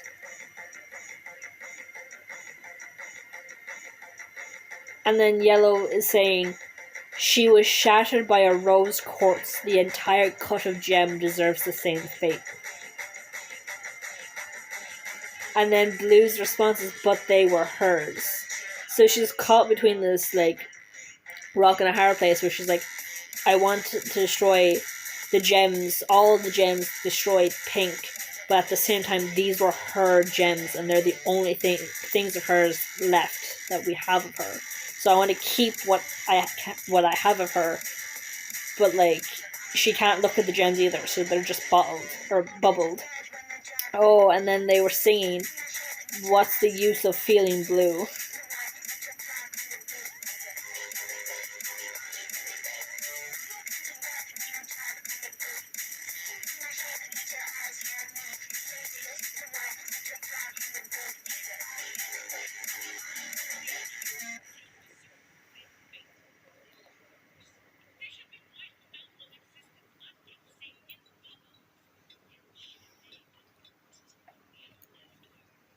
Yellow, "She made them. This is all we have left of them." So Yellow is demanding that the rose quartzes be shattered because the entire cut of gem deserves to be shattered because one rose quartz shattered Pink. And then Blue is like, "But she made them. These are her gems. They're the only things of her we have left."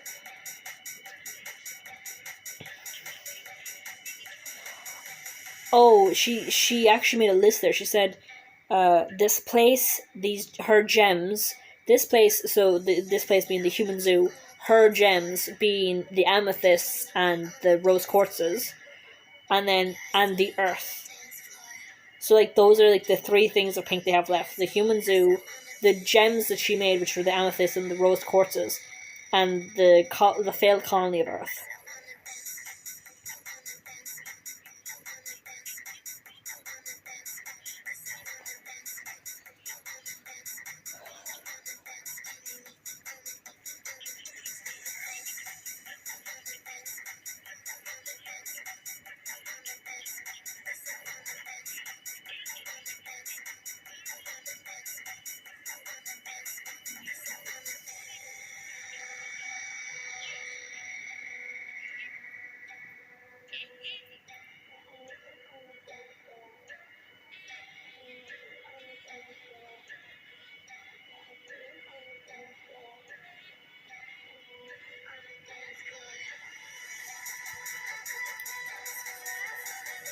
And then they start singing, "What's the use of feeling blue?"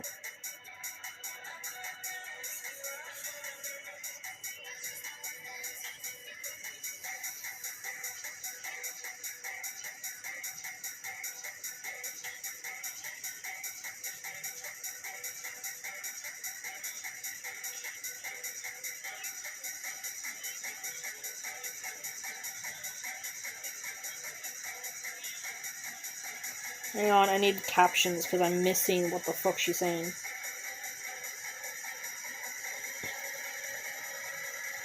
I do not have the option of captions. I like blue. Like, as in the color or as in Blue Diamond? Because, and the thing is, like, she calls Blue Diamond blue. So, like, when she said, "What's the use of feeling blue?" She's actually pronounced it like, "What's the use of feeling?" And then saying her name, Blue. That's, like, so far. That's the beginning of the song so far. So it's like, she's basically just asking, instead of just saying, what's the use of feeling sad? She's actually saying, "What's the use of feeling at all?" And then saying her sister's name, which is Blue. Tauros.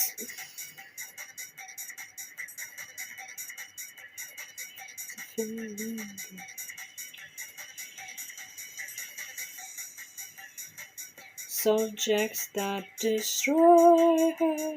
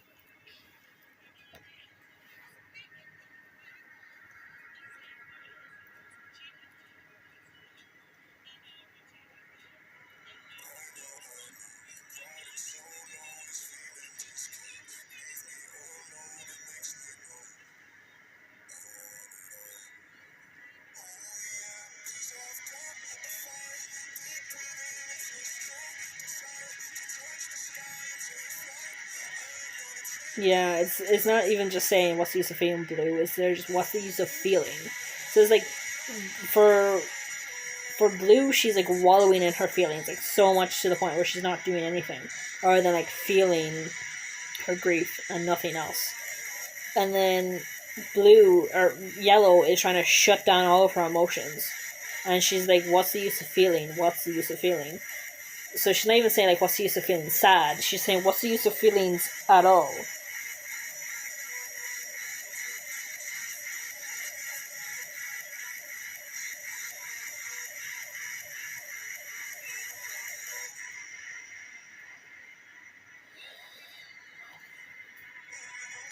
Drowning in all this regret. I'm kind of sad that there isn't a way to revive Pink, because her, like, I get the whole point of it is, like, that, Steven is his own person and everything, he's different from Pink and everything. He's different from Rose. He's different from Pink Diamond, he's different from Rose, and he's different from, like, he's his own person. I get that. But there's a part of me that kind of wishes that there was a way to revive Pink. To get Pink, we must lose Steven.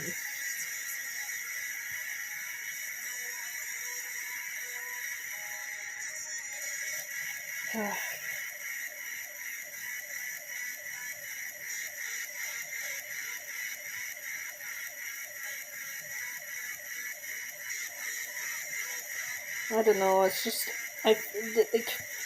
watching this is actually reminding me, like, it's making me feel bad for Blue and Pink, and Blue and Yellow, and being like, because, like, they failed Pink in every regard. Like, at first she wanted a colony because she felt suffocated, but then when she had a colony and she realized, because, like, at first she was like, "I'm creating life, I'm creating something beautiful, I love this," and then when she actually got to explore the earth and got to see it, she goes, I thought I was creating life, but it turns out I'm just stealing it. I'm taking it away. I'm not creating life, I'm killing it. And then when she wanted to stop the colonization, Like, she should have been allowed to do that. It was her colony. She should have been allowed to stop it. But they were like, no, we demand that you do things our way. Fuck you. Mostly Stephen. I mean, he's expected to be like, exactly like his mom. Like, yeah, like, I get it for him. Like, I understand for him. Like, it's good that he has the confirmation that he is his own person and everything. But it's just like, God, I feel bad that, like, Pink didn't get... So, like, I'm sure, like, Pink had her own thing, and more things that she wanted to do, you know what I mean? And, like, maybe if Pink was around, we'd actually get to see them reconcile, or would they go back to suffocating her again? So the only reason why they had any kind of emotional breakthroughs when it came to Pink, and have quote-unquote regrets when it comes to her, is because they think she died. You know? Like, up to that point, she had been trying everything as a diamond to, like, change things and stop things. Because she's the lowest tier of the diamonds, there's fuck all she can do against the other diamonds. And so she was just like, if Pink Diamond can't do anything, then I should. You know, it's just like... Because like, at this moment in time, when they're seeing this, what's the use of feeling blue thing, they don't know that Pink and Rose are the same person. So like, now I want to know, like, how... Because like, we know that, like, once they realized Pink and Steven were the same, Pink Diamond was Rose Quartz, and that Pink Diamond was Rose Quartz, and Rose Quartz is now Steven. And at first they're like, oh, just go back to being Pink. You know, like, I get that they couldn't understand at first, but, like, now they have, like, a new kind of thing of their grief where they drove their youngest sister, or their, like, pseudo-child, into adopting a new persona and a new form just to get away from them. Just to, like, be able to have the freedom to do what she fucking wanted with her own life and with her colony and with her earth and all these things. That, like... Because, like, it adds... Because it goes from she was shattered by this kind of gem to she fucking chose to take on this persona of this gem to get the fuck away from us. And then she chose to give up even that form centuries later to have this human child that is but isn't, you know?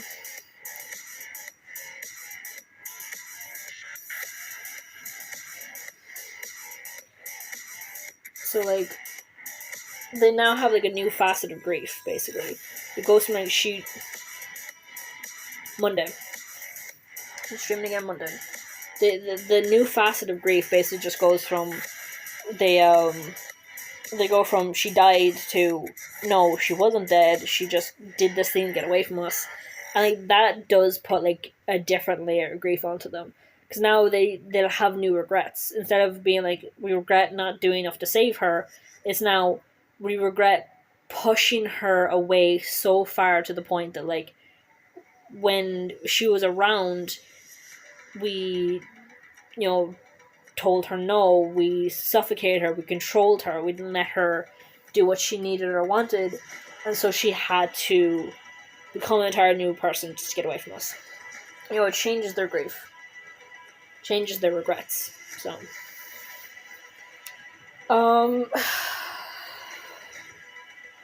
Anything else, or are we all good to finish up? Because it's once again 3 in the morning. For me, anyway. What time is it for you?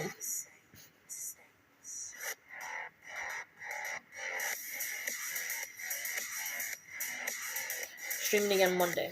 And I usually start streaming at 11:30 for me anyway. I don't know what time that is for you. It's 4 a.m. A.M.? You're an hour ahead of me. It's 3 a.m. for me. It's 3 in the goddamn morning for me. Goddamn. You have quite the commitment to be here today. Goddamn. 4 a.m. Damn. Is that like... Are you like an early bird? Or are you like staying up late for this?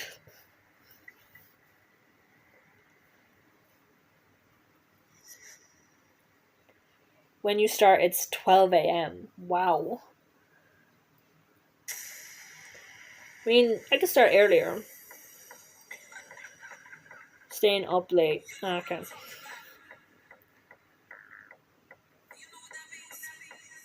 So I've been noticing like the times where I actually get like people in the stream usually, but I stay up late gaming anyway. I would be gaming, but I can't with the stream setup right now. But I game with my Steam Deck, so.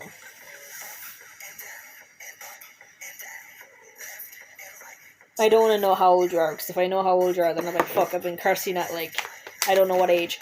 Don't tell me, I don't want to know. But I hope, like, we're not interrupting, like, your sleep. Well, we are interrupting your sleep because it's 6 a.m., but, like, I'm interrupting my own sleep as well because it's 3 a.m. So.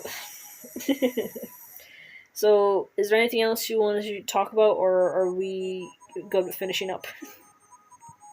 Like, is there any, like, final points you want to make, or a final thing that you want to go over? Nah, you ain't.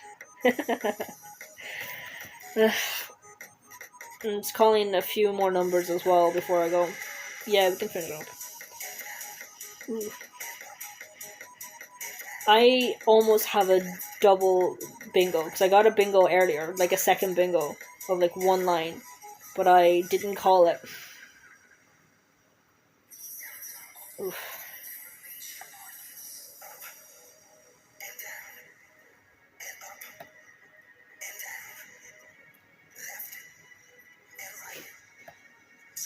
I couldn't get any bingos. I have one bingo that I haven't called, and I'm on the verge of a second bingo because I have one line of that card left. But, yeah. Oh, you got it. You got a bingo. Nice. I'll do one or two more calls. And then...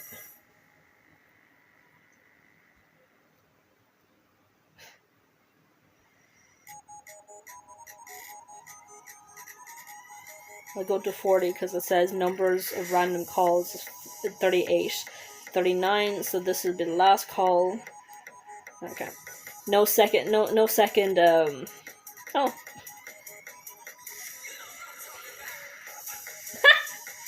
I got a different second thing, goddamn.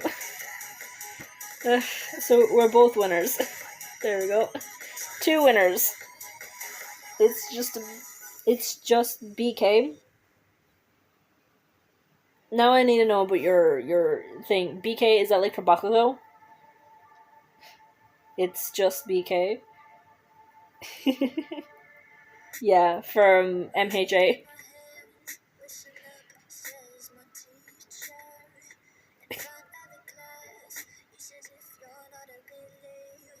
Yay! Okay. Right, I'm gonna put on the ending soon screen, and we can both go to bed, catch up on some Z's. See you Monday. Thank you for being here.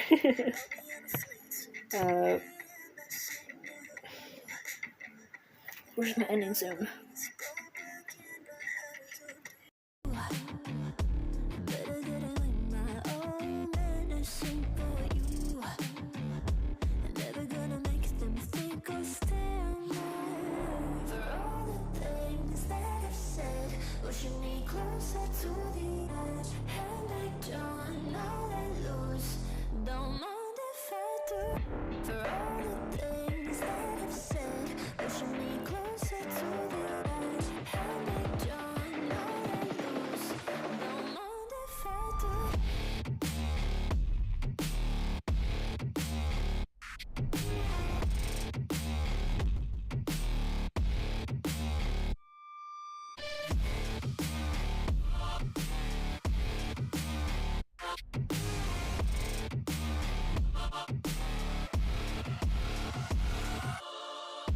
Free as the wind and as strong as a piece of amber.